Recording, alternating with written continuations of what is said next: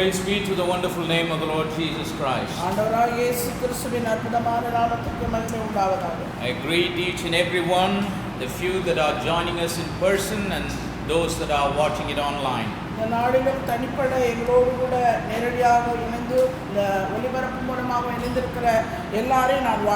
As we gather here this evening, our hearts are filled with gratitude for the goodness and grace of God upon each and every one of our lives.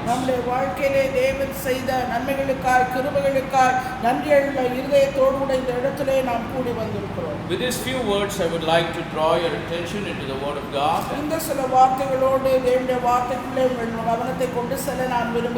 If you have your Bibles and if you are physically able, please stand with me to honor the reading of God's Word.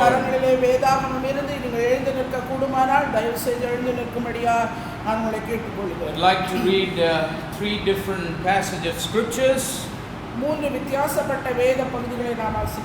We are talking about a series of messages on the subject believers maneuver through crisis for the last few weeks.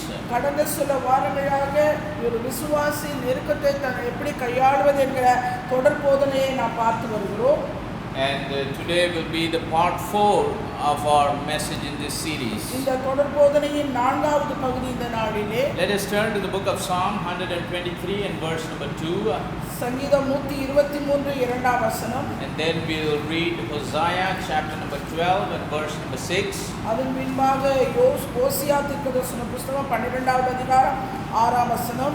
And then Mark chapter number 10 and verse number 47.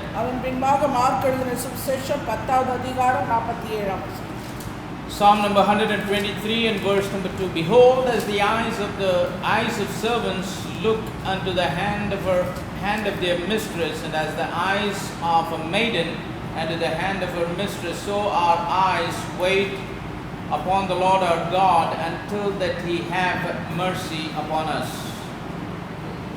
வேலைக்காரரின் கண்கள் தங்கள் எஜமான்களின் கையை நோக்கி இருக்குமா போலவும் வேலைக்காரியின் கண்கள் தன் எஜமாட்டின் கையை நோக்கி இருக்குமா போலவும் என் தேவனாகிய கர்த்தர் எங்களுக்கு இரக்கம் செய்யும் வரைக்கும் எங்கள் கண்கள் அவரை நோக்கி இருக்கிறது. Hosea 12:6 it says, therefore turn thou to thy God, keep mercy and judgment, and wait on thy God continually. ஓசியா தீர்க்கதரிசன புத்தகம் 12வது அதிகாரம் 6ஆம் வசனம். இப்போதும் நீ உன் தேவனிடத்தில் திரும்பி தயவையும் நியாயத்தையும் கைக்கொண்டு இடைவிடாமல் தேவனை நம்பிக்கொண்டிரு. Mark chapter number 10 and verse 47. And when he heard that it was Jesus of Nazareth, he began to cry out and say, Jesus, thou son of David, have mercy on me. Mark எழுதின சுவிசேஷம் 10வது அதிகாரம் 47ஆம் வசனம். அவன் நசரேயனாகிய இயேசு வருகிறார் என்று கேள்விப்பட்டு இயேசுவே தாவீதின் குமாரனே எனக்கு இரங்கும் என்று கூப்பிடத் தொடங்கினார். May the Lord add his blessing to the reading of his word. வாசிக்க கேட்ட இந்த வேத வசனங்களை கர்த்தர் நமக்கு ஆசீர்வதித்து கொடுப்பார். Let's bow our heads and close our eyes for a word of prayer. தலைகளை வணங்கி கண்களை மூடி ஜெபிப்போம். Gracious and loving heavenly Father, we thank you for this wonderful opportunity. கிருபையும் அன்பும் நிறைந்த பரலோகத்தின் தகப்பனே, இந்த அருமையான நல்ல தருணத்துக்காக உமக்கு நன்றி செலுத்துகிறோம். Lord, where 2 or 3 are gathered in your name, you have declared in your word that you will be there in their midst. ஆண்டவரே, இந்த வார்த்தையை நீ சொல்லி இருக்கிறவனமா எங்கே 2-3 பேர் என் நாமத்தினாலே கூடி இருக்கிறோ அவருடைய மத்தியிலே நான் இருக்கிறேன் என்று சொல்லி இருக்கிறீர். According to your word, we believe that you are present here in this place. ஆண்டவரே, உம்முடைய வார்த்தையின்படியா இந்த இடத்திலே கூடி இருக்கிற எங்கள் மத்தியிலே நீர் இருக்கிறதுக்காக உமக்கு நன்றி செலுத்துகிறேன். I pray that your presence will manifest through your word this evening time. இந்த மாலை வேளையிலே உம்முடைய வார்த்தையின் மூலமாய் உம்முடைய பிரசன்னமானது வெளிப்பட வேண்டுமாய் ஜெபிக்கிறேன். Take control of this time, this hour, this place, and each and every one that is joining us in this service. ஆண்டவரே, இந்த ஆராதனையிலே எங்களோடு கூட இணைந்திருக்கிற ஒவ்வொருவரோடும் இந்த நேரத்திலும் ஆண்டவரே இந்த மாறுவேளையில் இந்த இடத்தையும் கூட நீர் பொறுப்படுத்திக் கொள்ள வேண்டுமாய் ஜெபிக்கிறேன். We bind all the power of darkness in the name of the Lord Jesus எல்லா Christ. அந்தகாரத்தின் கிரியைகளை உம்முடைய நாமத்தினாலே கடிந்து கட்டி சபித்து அப்புறப்படுத்துகிறேன். May the liberty of your spirit be with us. உம்முடைய விடுதலையின் ஆவியானவர்கள் மத்தியிலே தங்கி இருக்கட்டும். Pray that you will anoint my lips to speak your anointed word. ஆண்டவரே, உம்முடைய அபிஷேகிக்கப்பட்ட வார்த்தைகளை பேச என் நாவை நீர் அபிஷேகியும். Anoint every ears to hear ear and every heart to receive. ஆண்டவரே கேட்கிற செவிகளையும் ஏற்றுக்கொள்ளுகிற இருதயத்தையும் நீர் ஆண்டவரே அபிஷேக வேணுமாய் We ஜெபிக்கிறேன். declare that all the glory, honor and praise is yours and yours alone. ஆண்டவரே சகல துதி கன மகிமை மேன்மை நாமம் ஒருவருக்கே உண்டாகட்டும். For we ask all of this wonderful blessings in the precious name of the Lord Jesus இந்த எல்லா Christ. ஆசீர்வாதங்களும் வெளியேறப்பட்ட நாமமாக இயேசு கிறிஸ்துவின் நாமத்தினாலே கேட்கிறேன். Amen. Amen. Please be seated. தயவு செய்து உட்காருங்கள். Like I told you, for the last few weeks we are talking about a series of messages on the subject believers maneuver through crisis. கடந்த சில வாரங்களாக தொடர்போதனையாய் நாம் பார்த்து வருகிறபடி ஒரு விசுவாசி தன்னுடைய நெருக்கத்தை எப்படி கையாள்வது என்கிற காரியத்தை நாம் பார்த்து And வருகிறோம். from the scriptures we are looking at an incident that happened during the days of our Lord Jesus and the healing of a blind man called Bartimaeus. நம்முடைய ஆண்டவராகிய இயேசு கிறிஸ்து இந்த பூமியிலே இருந்தபோது நடந்த ஒரு சம்பவம், குருடனாகிய பர்த்திமேயு சுகமடைந்த ஒரு சம்பவம். Bartimaeus was a blind man and he was a beggar. He was facing the crisis of his life. Bartimaeus ஒரு குருடன், அவன் தன் வாழ்க்கையில் அநேக நெருக்கங்களை சந்தித்த ஒரு மனுஷன். But when he heard that it was Jesus of Nazareth that is passing by, இயேசு வருகிறார் என்று கேள்விப்பட்ட உடனே அவன், the scripture says he began to cry out and say, Jesus, thou son of David, have mercy on me. அவன் உடனே செய்த காரியம், இயேசுவே தாவீதின் குமாரனே எனக்கு இரங்கும் என்று கூப்பிடத் It தொடங்கினான். is a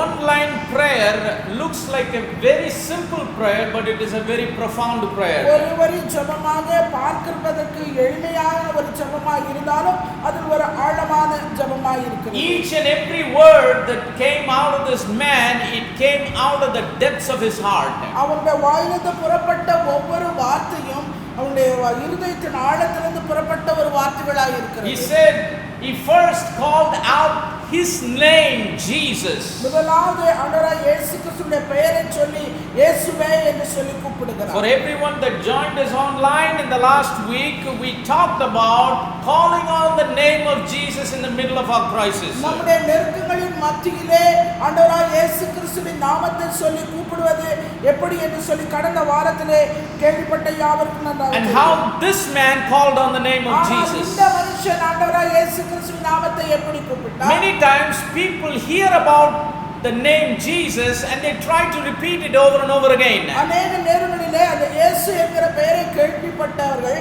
அதை தொடர்ச்சியாக அதை அறிக்கை செய்கிற சொல்லுகிறதை பயிற்சி பெற்றவர்கள். But it is just not enough to repeat the name of Jesus again and again just like a magical word. ஒரு வேடிக்கையான வார்த்தையை போல அந்த இயேசு என்கிற அந்த நாமத்தை வெறுமனே நம் வாயினால சொல்லுகிறதுனால ஒரு பிரயோஜனம் கிடையாது. Some people have an attitude, let us try and use this name and see whether something is happening to our crisis.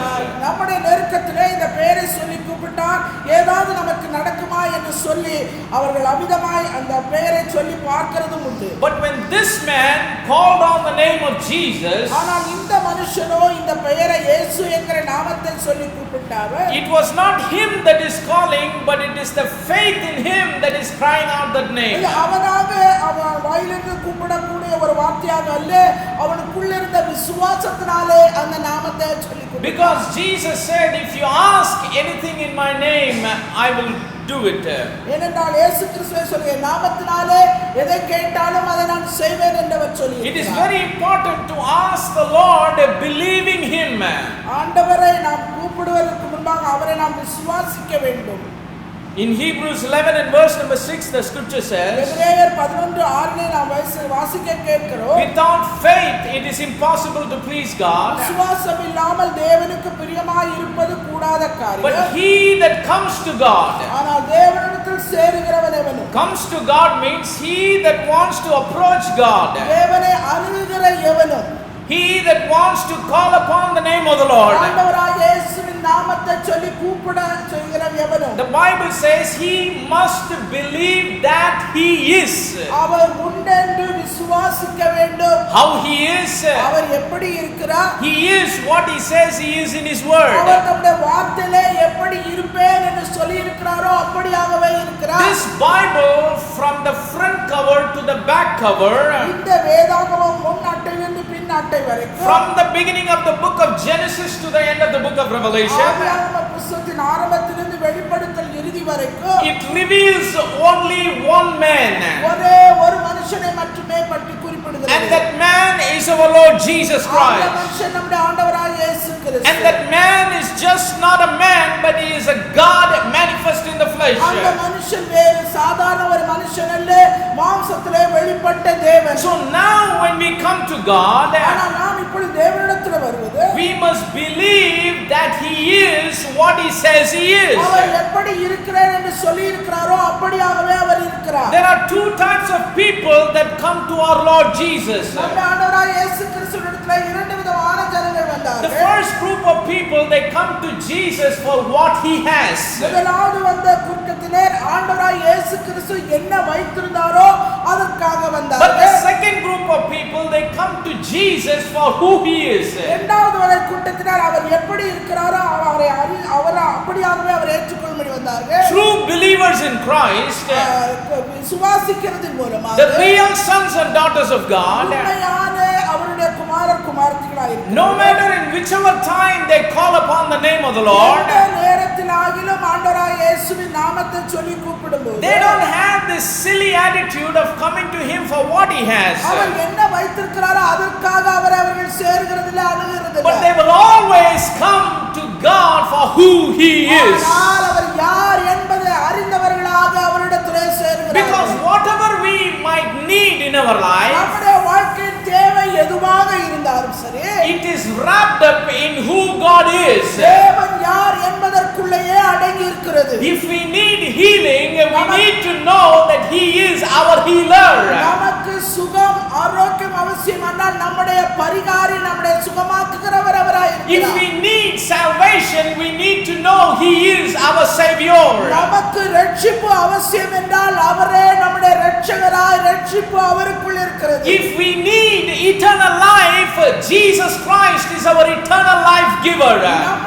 நம்முடைய வாழ்க்கைக்குரிய நித்திய ஜீவன் வேண்டும் என்றால், நமக்கு தேவை என்றால் அவரே நம்முடைய நித்திய ஜீவனாய் அவர் இருக்கிறார். If we have crisis and problems in our life, Jesus Christ is the problem solver. நம்முடைய வாழ்க்கையின் பிரச்சனைகள் நெருக்கங்களிலே அதற்குரிய தீர்வு தேவை என்றால் அவரே நம்முடைய பிரச்சனையின் தீர்வாய் இருக்கிறார். That's the reason he died on the cross of Calvary. அந்த காரணத்தினால தான் அவர் கல்வாரி சிலுவையிலே மரித்தார். So whenever we approach him, எப்பொழுதெல்லாம் நம்ம அவரை அணுகுகிறோமோ, whenever we call upon his name, அவருடைய நாமத்தை சொல்லி எப்பொழுதெல்லாம் கூப்பிடுகிறோமோ, we need to call upon his name with an understanding as to who he really is. அவர் உண்மையாகவே யார் என்கிற அந்த ஒரு புரிந்து கொள்ளுதலோடு கூட அவரை நாம் கூப்பிட வேண்டியவர்களாக இருக்கிறோம். Without the revelation of the name of Jesus Christ, there is no use in calling upon his name. ஆண்டவராகிய இயேசு கிறிஸ்து யார் என்பதை குறித்த ஒரு வெளிப்பாடு இல்லாமல் அவர் பெயரை சொல்லி கூப்பிடுவது எந்த விதத்திலும் அது பிரயோஜனமற்றது. Without experiencing the person of that name, there is no use in calling upon that name. அந்த நபர், அந்த பெயரை உடைய அந்த நபரை குறித்த வெளிப்பாடு புரிந்து கொள்ளுதலும் ஒருவருக்கு இல்லாமல் அவரை விசுவாசித்து அவரை கூப்பிடுவது என்பது எந்த விதத்திலும் பிரயோஜனப்படாது. Maybe when we started our walk with the Lord, we called upon the name Jesus. ஆரம்பத்திலே அவரோடு கூட நாம் நடக்க ஆரம்பிக்கும் போது அவர் பெயரை சொல்லி நாம் கூப்பிடுவோம். Many times when we called upon his name, he came down and he helped us. அநேக நேரங்களிலே நாம் கூப்பிடுகிற நேரமெல்லாம் அவர் நமக்கு சமீபமாய் வந்து உதவி We செய்கிறார். experienced his goodness and grace. அவருடைய நன்மைகளை, அவருடைய கிருபைகளை நாம் அனுபவித்தவர்களாய் நாம் But இருக்கிறோம். as we walk with the Lord, ஆனால் அவரோடு கூட நாம் நடக்கிற இந்த வாழ்க்கையிலே, as we grow in the stature of Jesus Christ, இயேசு கிறிஸ்துவின் அந்த நிறைவான வளர்ச்சியிலே நாம் வளரும்போது we need to know him more than what he has. அவர் எப்படி இருக்கிறார் என்பதை குறித்த அந்த புரிந்து கொள்ளலோடு அவரோடு கூட நாம் நடந்து வளர்ந்து பெருகும்போது அவர் என்ன வைத்திருக்கிறாரோ அது நமக்கு ஒரு See, it's like little children. இது ஒரு சிறு பிள்ளைத்தனம் போன காரியம். When the children is 5 years, 6 years, 10, 12, 13 years old, விதமாய் 5, 6, 10, 12 வயதுள்ள பிள்ளைகள் they won't really understand the importance of a father and a mother. ஒரு தகப்பன் தாயை குறித்த முக்கியத்துவத்தை அவர்கள் அறியாதவர்கள். The children will understand, if I need something, I will ask my daddy. தங்களுக்கு ஏதாவது ஒரு தேவைனா நான் என் அப்பா அம்மாட்ட கேட்பேன். If I want notebook or pen or pencil, I will ask my daddy. Note பேனா பென்சில் எனக்கு வேணும்னா நான் என்னோட அப்பா கிட்ட கேட்பேன். If I want something to eat, something like biryani or some special food, I will ask my mother. ஏதாவது ஒரு விசேஷித்த உணவு எனக்கு வேணும்னா நான் என்னோட அம்மாவை கேட்பேன். So in that age, in that I'm looking for that word, பருவத்துக்கு என்ன சொல்லுவாங்க? Stage. In that stage of the age, அந்த வயதுக்கு உள்ள அந்த நிலையில் உள்ளவர்கள் they will only look at the parents for what they can do, what they can give.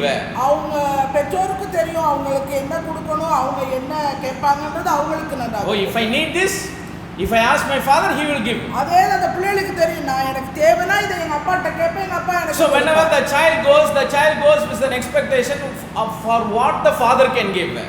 அப்பா கிட்ட போகும்போதெல்லாம் குழந்தையோட எதிர்பார்ப்பு என்ன, நான் என்ன போனா எனக்கு என்ன கிடைக்கும் அப்பாவிடம். If I ask this to my mother, I will get it immediately. இல்ல நான் எங்க அம்மாட்ட நான் இத போய் கேட்டனா நிச்சயமா எனக்கு அம்மாவிடம். But if that same child at that stage of 6 to 10, 12, 13 years, if it goes to become 40 or 45, the parents will be viewed in a totally different way.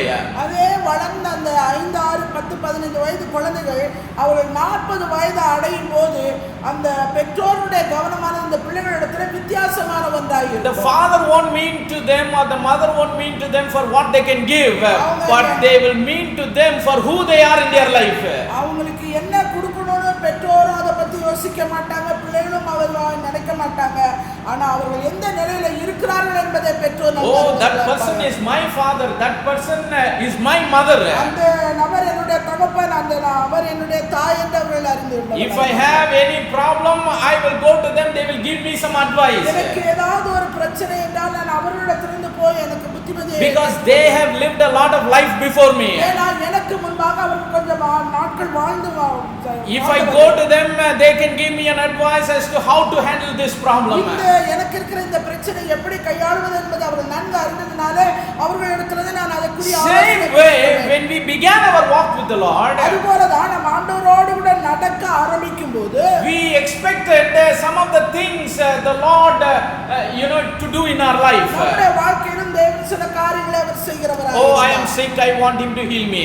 நான் சுகவீனமா இருக்கேன், உடனே எனக்கு சுகமாகும். I have some need, I want him to meet my needs. எனக்கு ஒரு தேவை இருக்கிறது, அது தேவை எனக்கு. And yes, in that stage when we called upon the name of the Lord, he did all those things. இப்படிப்பட்ட நிலைகளிலே ஆண்டவரை நோக்கி நாமும் கூப்பிட்டு இருக்கிறோம், அவரும் நமக்கு செய்திருக்கிறார். But our calling upon him should not remain at that level all the time. அதே நிலைமையிலே நம்முடைய கூப்பிடுதல் எல்லா நாட்களிலும் எல்லா நிலைகளிலும் இருக்க கூடாது. Like a child grows, we also grow in Christ. எப்படி ஒரு குழந்தையானது 5, 6, 10, 12 வயது குழந்தை அது வளர்ந்து முதிர்ச்சி அடைகிறதோ அதுபோல கிறிஸ்துவுக்குள்ளே நம்முடைய வாழ்க்கையும் வளர்ந்து ஒரு முதிர்ச்சி நிலைமைக்கு போகும். So as grown people, when we face a crisis in our life, அதுபோல வளர்ந்து முதிர்ச்சி பெற்றவர்கள் ஒரு சிக்கலை சந்திக்கும் போது we cannot call upon God just for him to come and help us in that crisis. அந்த நெருக்கத்துல மாத்திரம் வந்து அவர் நமக்கு உதவி செய்ய வேண்டும் என்று சொல்லி அதற்காக நாம் அவரை கூப்பிடுகிறவர்களாய் இருக்க வேண்டும். But we need to call upon him with a revelation and understanding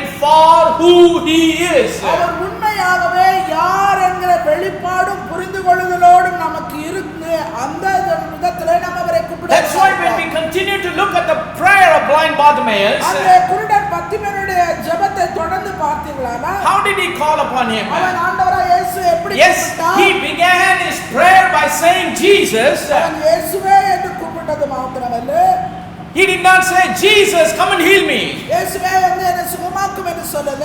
He didn't say, Jesus, come and open my eyes. இயேசுவே வந்து என் கண்ணை திறங்க என்று சொல்லல. I am blind, I am a beggar.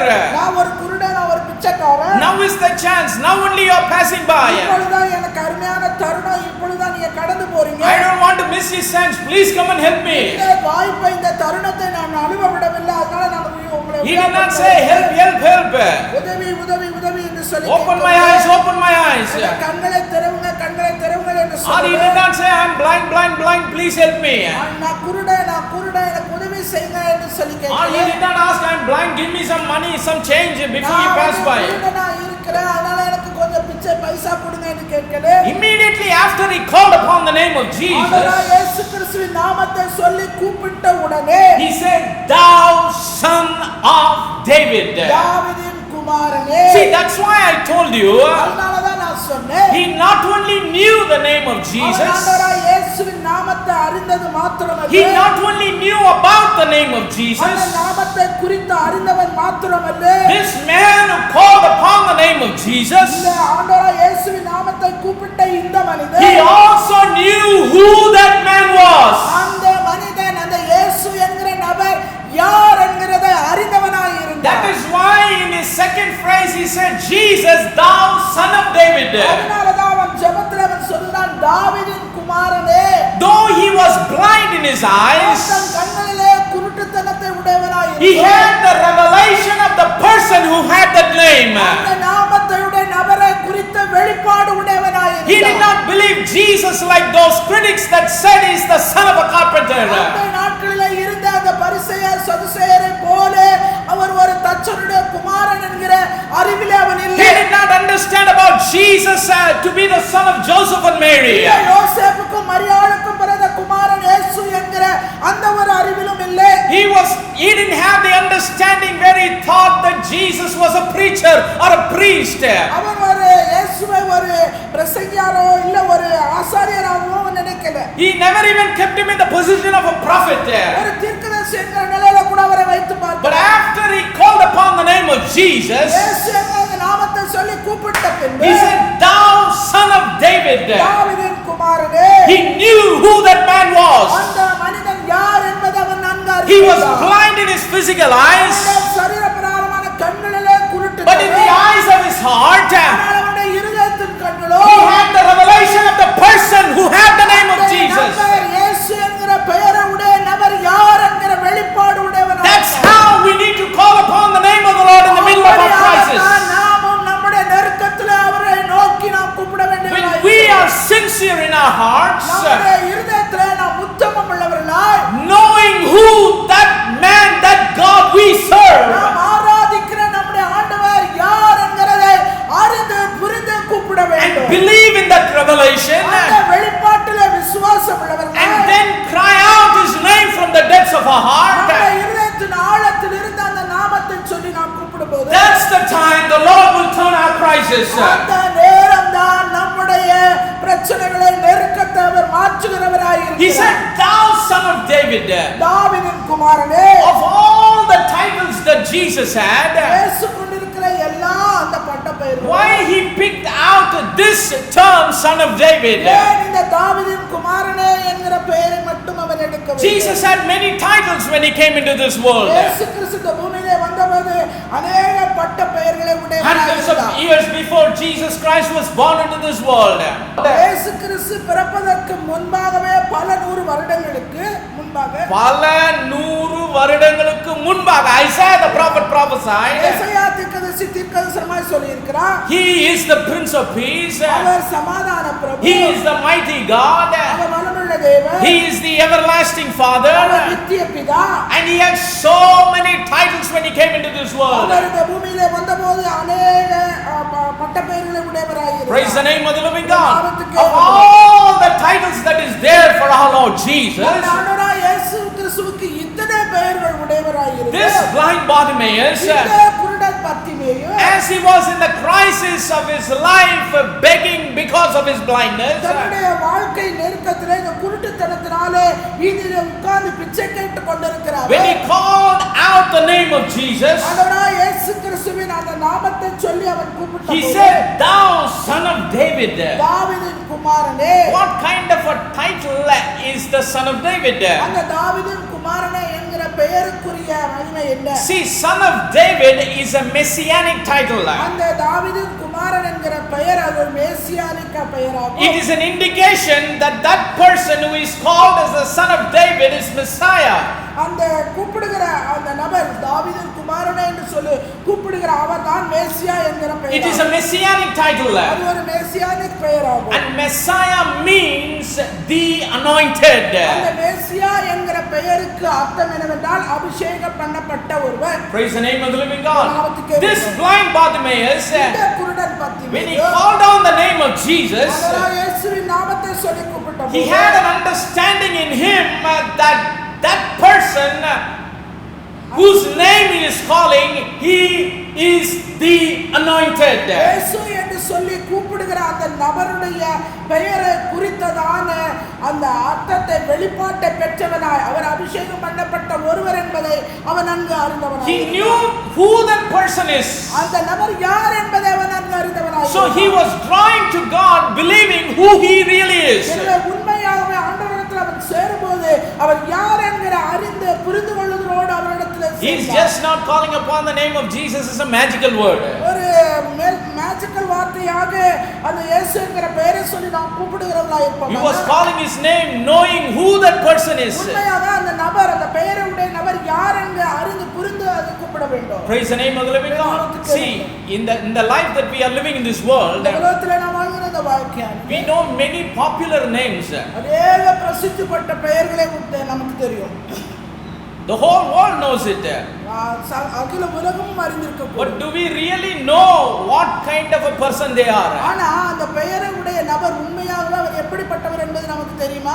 Most of the people won't know who they really are, but they just know their name. உண்மையாகவே அவர் எப்படிப்பட்டவர் என்று தெரியாது, ஆனால் பெயர் நன்றாக தெரியும். But when it comes to our Lord Jesus Christ, அந்த ஆண்டவராகிய இயேசு கிறிஸ்துவிடத்தில் வரும்போது we need to know he is our everlasting Father. அவர் நம்முடைய நித்திய பிதா என்பதை நாம் அறிந்து He is the one who created us. அவர் ஒருவரே நம்மை சிருஷ்டித்தவர். He is the one who redeemed us with his precious blood. அவருடைய விலையேறப்பட்ட இரத்தத்தினாலே நம்மை மீட்டெடுத்தவர். He is the one who chose us from before the foundations of the our world. ஒருவரே நம்மை உலக தோற்றத்துக்கு முன்பாக முன்னறிந்து He is the one who saw us when he was offered as an offering for sin. நம்மை குற்ற நிவாரண பலியாக ஒப்பு கொடுக்கும்போது நம்மை கண்டவரும் அவரே. He is the one who saw us when we were a little substance in the womb of our mothers. தாயின் கருவிலே ஒரு புள்ளியாய் இருக்கும்போது அவருடைய கண்கள் மாத்திரமே நம்மை கண்டது. He is the one who says, I am mindful of you. நான் உன்னை எப்பொழுது நினைவுள்ளவனாய் இருக்கிறேன் என்று சொன்னவரும் அவரே. He is the one that said, Lo, I am with you always, you and me. உலகத்தின் முடிவு பர்யந்தம் சகல நாட்களில் நான் உன்னோடு கூட இருக்கிறேன் என்று He is the one who said, I will never leave you nor forsake you. நான் உன்னை விட்டு விலகுவதும் இல்லை, உன்னை கைவிடுவதும் இல்லை என்று சொன்னவரும் அவரே. When we have such a bonding with such a great person, அப்படிப்பட்டதான ஒரு இணைப்புள்ள ஒரு நபரான அவர், it is very important that when we call upon his name, we should know who he is. அவருடைய நாமத்தை சொல்லி கூப்பிடுகிற நாம் அவர் உண்மையாகவே யார் என்கிற அந்த அறிந்து கொள்ளுதலும் புரிந்து கொள்ளுதலும் It's a shame if we call upon his name not knowing who he really is. உண்மையாக யார் என்கிற அறியாமல் புரியாமல் அவரை சொல்லி கூப்பிட்டோமானால் அது நமக்கு தான் வெட்கம். That is why I'm saying again and again, அதான் நான் மறுபடியும் சொல்கிறேன். this name of Jesus is not a magical word that we use only during the time of crisis. நெருக்கத்துல நம்முடைய பிரச்சனையில நம்முடைய தேவையில மாத்திரம் கூப்பிடுகிற ஒரு பெயர் அல்ல, ஒரு மேஜிக் வார்த்தையும் அல்ல. That name is life. ஆனா அந்த இயேசு என்கிற நாமத்துக்குள்ளே ஜீவன். Why? Because the person that has that name is life. ஏனென்றால் அந்த பெயரை உடைய அந்த நபரே ஜீவன் உள்ளவர். That name is the name of the Almighty God. அவரே சர்வ வல்லமையுள்ள தேவன். The only authoritative name that is revealed and declared in the scriptures for this day and age for the one Almighty God is Jesus Christ. அவரே சர்வ வல்லமையுள்ள தேவனுக்கு அதிகாரபூர்வமாக சட்டபூர்வமாக அனுப்பப்பட்டு கொடுக்கப்பட்ட ஒரே நாமம் அந்த நாமம் இயேசுவின் It has நாமம். got all power and all authority. அந்த நாமத்துக்குள்ளே சகல அதிகாரமும் உண்டு, சகல வல்லமையும் உண்டு. We saw in the last week everything in heaven and earth and underneath the earth. ஏனென்றால் நாம் கடந்த வாரம் பார்த்தோம் வானோர் பூதலத்தோர் பூமியின் கீழானோருடைய முழங்கால் படியிலே. Every tongue in all these three places must confess. இந்த மூன்று இடத்திலும் உள்ள நாவுகள் யாவும் அவரை கர்த்தர் என்று Every அறிக்கையிடுகிற knee நாமம். in all these three places இந்த must bow down வானோர் பூதலத்தோர் பூமியின் கீழானோருடைய முழங்கால் யாவும் அந்த நாமத்துக்கு to the name of Jesus, ஆண்டவராகிய இயேசு கிறிஸ்துவின் நாமத்துக்கு. because it has got all power and ஏனென்றால் authority. அந்த நாமத்திலே சகல வல்லமையும் அதிகாரம் உண்டு. In this world only positions have powers and authorities. இந்த உலகத்திலே சில ஸ்தானங்கள் இருக்கிறது அவர் பெயருக்கு.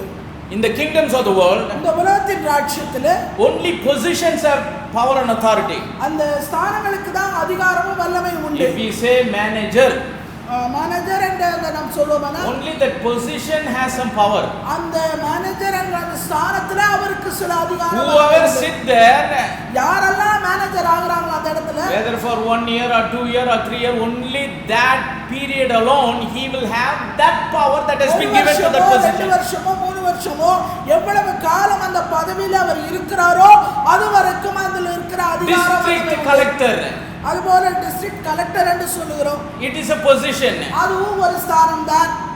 Nowadays only few months they are allowing one person to sit in that chair. இந்த நாட்களிலே ஒரு நபரை ஒரு சில மாதங்கள் தான் உட்கார வைக்கிறாங்க. That is how these kingdoms of the world operate. அப்படிதான் இந்த உலகத்தின் ராஜ்யங்களானது செயல்படுகிறது. Because nobody has permanent power.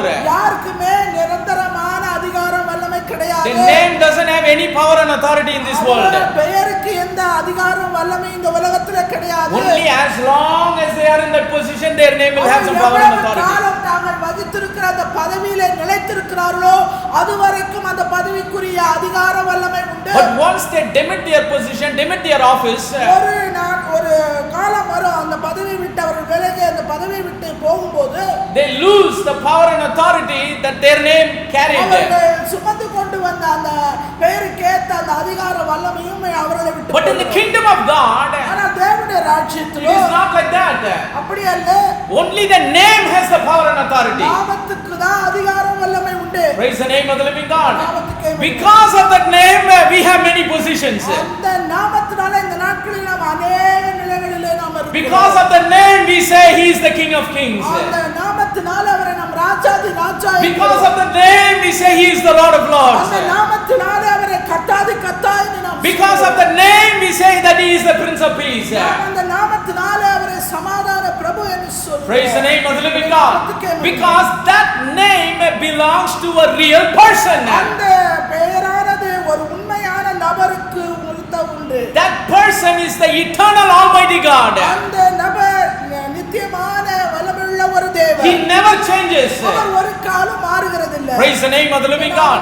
This blind man, இந்த குருட்டு மனிதன், he not only called Jesus, இயேசுவை மாத்திரம் கூப்பிடல, but he said, thou son of David. தாவீதின் குமாரனே என்றார். What he was saying when he said thou son of David? தாவீதின் குமாரனே என்று சொல்லும்போது அவர் என்ன அறிக்கையிடுகிறார்? I told you son of David is a messianic title. அந்த தாவீதின் குமாரனே என்பது அது மெசியானிக் பெயர். Messiah means the anointed. மெசியா என்றால் அபிஷேகம் பண்ணப்பட்ட ஒருவர் என்று அர்த்தம். So he was saying, அதனால அவர் சொன்னது என்ன? Jesus, இயேசுவே, you are the anointed. நீர் ஒருவரே அபிஷேகம் பண்ணப்பட்டவர். Anointed for what?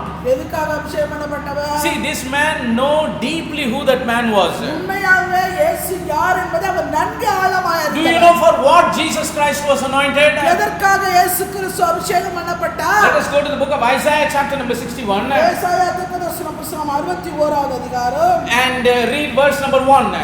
1வது வசனம். This is the same prophetic scripture that Jesus read when he came into this world in flesh and blood. இயேசு கிறிஸ்து மாம்சத்தோடு இரத்தத்தோடு இந்த பூமியில வந்தபோது இதே வேத வசனங்களை அவர் தேவாலயத்தில் வாசித்தார். So for what Christ Jesus was anointed? எதற்காக இயேசு அபிஷேகம் பண்ணப்பட்டவர்? The prophetic scripture says hundreds of years before Jesus came. இயேசு கிறிஸ்து வருவதற்கு பல நூறு ஆண்டுகளுக்கு முன்பாகவே தீர்க்கதரிசனமாக எழுதப்பட்ட இந்த வேத வாக்கியம். It says the spirit of the Lord is upon me. கர்த்தருடைய ஆவியானவர் என் மேல் இருக்கிறார். Because he hath anointed me to preach good tidings unto the meek. சிறுமைப்பட்டவர்களுக்கு சுவிசேஷத்தை அறிவிக்க கர்த்தர் என்னை அபிஷேகம் பண்ணினார். He hath sent me to bind up the brokenhearted. இருதயம் நொறுங்குண்டவர்களுக்கு to proclaim liberty to the captives. காயக்கட்டுகளையும் சிறைப்பட்டவர்களுக்கு விடுதலையும். And the opening of the prison to them that are bound. கட்டுண்டவர்களுக்கு கட்டவிழ்த்தலை கூறவும். Praise the name of the living God. See, this blind man இந்த குருட்டு மனிதன் who called upon the name of Jesus, இயேசுவின் நாமத்தை சொல்லி அவன் கூப்பிட்டான். he knew that he is the anointed. அவர் ஒருவரே அபிஷேகம் பண்ணப்பட்டவர் என்பதை அவன் அறிந்தவனாய் கூப்பிட்டான். Praise the name of the living God. For what he was anointed, that also he knew. அது மாத்திரம் அவர் எதற்காக அபிஷேகம் பண்ணப்பட்டவர் என்பதையும் அவன் அறிந்தார். We don't know whether he read the scrolls of Isaiah the prophet. ஏசாயா தீர்க்கதரிசியுடைய தோல்சுருளை அவன் வாசித்தார். But he had the divine revelation and understanding. அந்த தெய்வீக வெளிப்பாடினாலும் புரிந்து கொள்ளுதலினாலும். So this man who has the name Jesus, இயேசு என்கிற பெயரை சொல்லி கூப்பிட்டார். he is not just an ordinary man.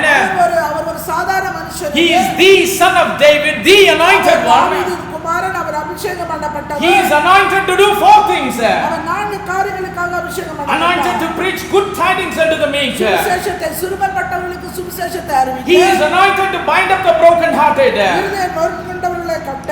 He is anointed to proclaim liberty to the captives. சிறைப்பட்டவர்களுக்கு விடுதலையை கூற. He is anointed for the opening of the prison to them that are bound.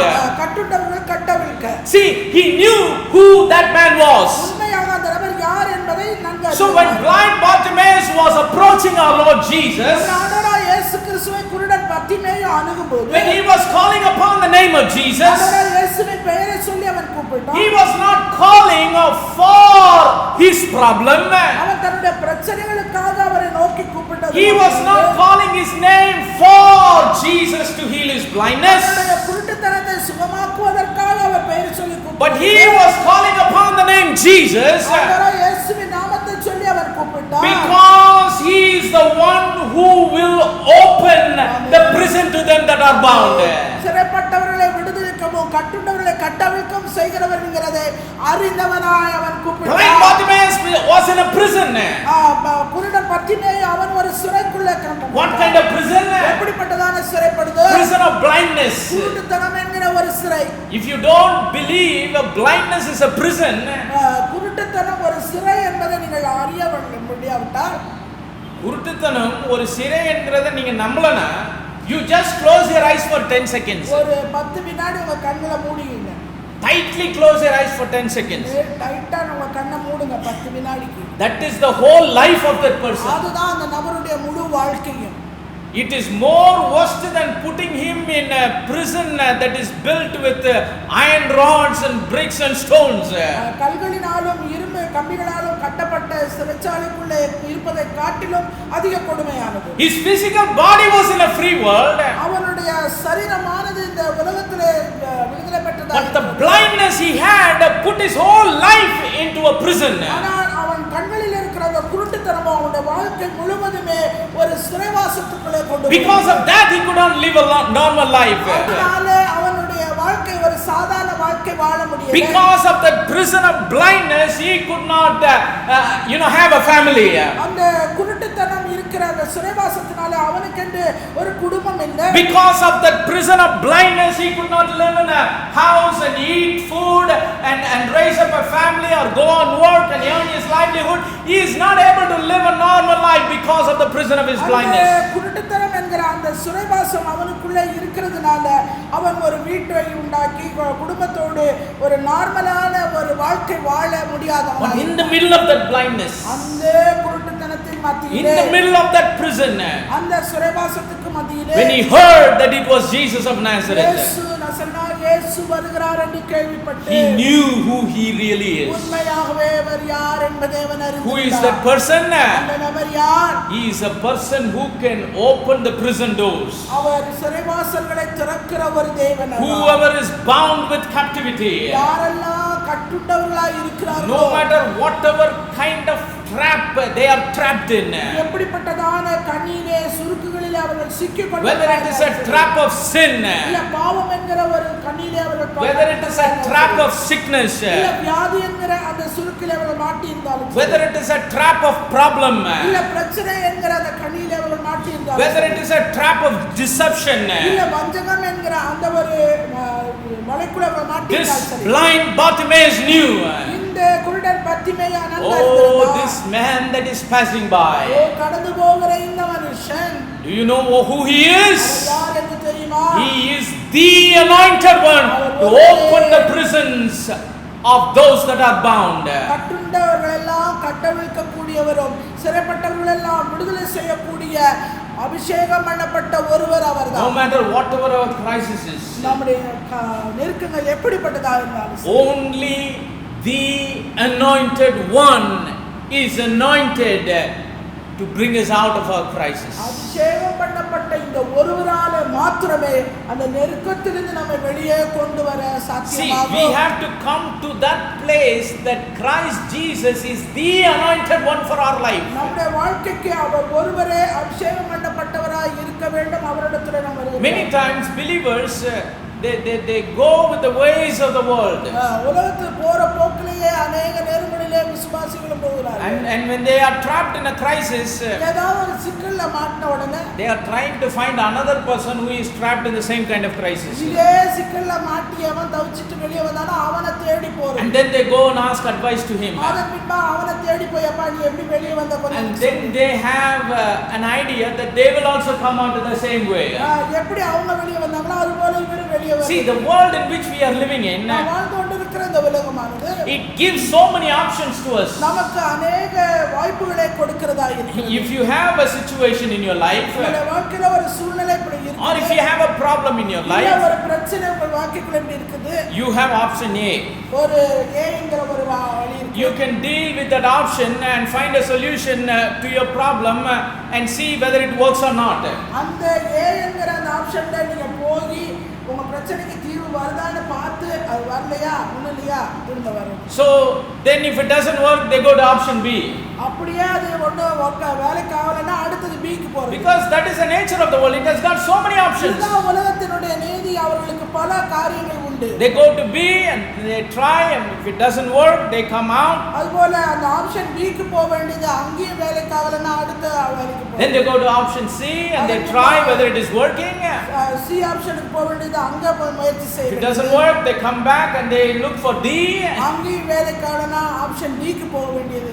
Like trying options, many people have spent years and years of their life. இப்படி ஒவ்வொரு ஆப்ஷனையும் அவர்கள் முயற்சி செய்து தங்கள் வாழ்நாளில் अनेक வருஷங்களை வீணாக்கி போட்டார்கள். Have you heard some people say, brother, I have been dealing with this problem for so many years. சில சொல்லத கேட்டிருக்கீங்களா? நான் இந்த பிரச்சனையோட अनेक வருஷம் நான் போயிட்டே இருக்கேன். I have tried all the ways. நான் எல்லா வழியையும் முயற்சி பண்ணி பார்த்துட்டேன். I have tried all the options. எல்லா ஆப்ஷனையும் நான் முயற்சி செய்துட்டேன். The person has sickness. ஒரு நபருக்கு வியாதி இருக்கிறது என்றால் So many padis are there.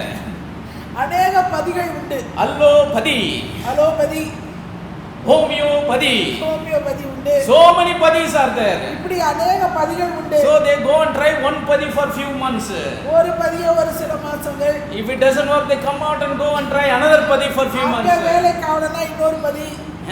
They try and they are finally, vexed about trying every option. இப்படி எல்லா பதிக்கும் போய் நொந்து நூடுல்ஸ் ஆன பிறகு எல்லாத்தையும் விட்டுட்டு வர வேண்டும். And finally they say, Jesus, இயேசுவே கடைசியா you have said in your word, நீங்க உங்க வார்த்தையில சொல்லி, you are the God who heals me. நீங்க தான் என்ன சுகமாக்குகிறீங்க. You have said in your word, நீங்க உங்க வார்த்தையில சொல்லி இருக்கீங்க, by your stripes we were healed. தழும்புகளால நீங்கள் குணமானீர்கள். Now my question is, என்னுடைய கேள்வி என்னன்னா, why don't we come to this padi first? ஏன் இந்த பதிக்கு முதல்லயே வரல? Why didn't we come to Jesus padi or God padi or Bible padi or faith padi first? ஏன் இந்த வேதாகமத்தில் இயேசுவிடத்திலே தேவனிடத்திலே வார்த்தையிடத்திலே முதலாவது See, if we are God's people, தேவனுடைய பிள்ளைகளா இருப்போம். He is the anointed one. அவர் ஒருவரே நமக்காக அபிஷேகம் He is not one of the anointed. அவர் அபிஷேகம் பண்ணப்பட்டவர்களில் ஒருவர் அல்ல. He is the anointed. அவர் ஒருவரே அபிஷேகம் The பண்ணப்பட்டவர். anointed to solve our problems. அந்த அபிஷேகம் பண்ணப்பட்ட ஒருவரே நம்முடைய The பிரச்சனைகளை anointed to bring us out of crisis. அந்த அபிஷேகம் பண்ணப்பட்ட ஒருவரே நம்மை The anointed to heal our sickness. நம்முடைய வியாதிகளை சுகமாக்குகிற அபிஷேகம் பண்ணப்பட்ட ஒருவர் அவரே. The anointed to deliver us from sin. அந்த அபிஷேகம் பண்ணப்பட்ட ஒருவரே நம்முடைய பாவத்திலிருந்து விடுதலை ஆக்குகிறார். The anointed one to lift us up from the miry clay. அவர் ஒருவரே நம்மை அந்த உளையான சேற்றிலிருந்து தூக்கி எடுத்தவர். The anointed one to set our feet upon the rock and establish our goings. நம்முடைய கால்களை உறுதிப்படுத்தினவர் அவரே. That is the kind of understanding we need to have when we call upon the name of Jesus. ஆண்டவராகிய இயேசுவின் நாமத்தை சொல்லி கூப்பிடும் முன்பாக இப்படிப்பட்டதான ஒரு புரிந்து கொள்ளுதல், ஒரு வெளிப்பாடு அவரை குறித்து நமக்கு உண்டாயிற்று. So when you pray for the crisis of your life, நம்முடைய வாழ்க்கை நெருக்கங்களின் மத்தியிலே you have to call upon His name. அவருடைய நாமத்தை சொல்லி நாம் கூப்பிடுவோம். Say, Lord, I am your child. ஆண்டவரே, நான் உம்முடைய பிள்ளை. I am purchased with your precious blood. விலையேறப்பட்ட இரத்தத்தினாலே கிரயத்துக்கு கொள்ளப்பட்டேன். You have chosen me from before the foundation of the world. உலகத்துக்கு முன்பாக நீர் என்னை முன்னறிந்து முன்குறித்து, I am a product of the election of grace. கிருபையினாலே நான் தெரிந்து கொள்ளப்பட்டவன். You have loved me.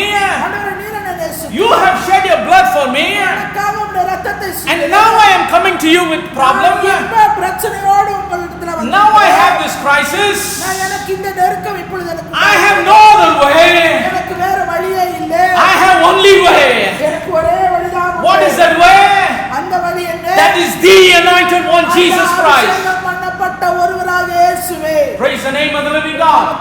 Yes, you can try different things just to temporarily manage certain things. தற்காலிகமாக காரியங்களை நாம் சமாளிக்க அநேக காரியங்களை நாம் முயற்சி செய்யலாம். Let me tell you, whatever we try in this world, it just will buy time for us.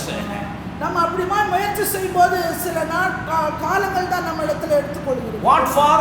That time is also just to build our faith. That's all. நம்முடைய விசுவாசத்தை கட்டுவிப்பதற்காக எடுத்துக்கொள்கிற அந்த நேரம். That is why medicines don't heal. அதனால தான் மருந்து எப்பவுமே சுகமாக்காது. Medicines only help.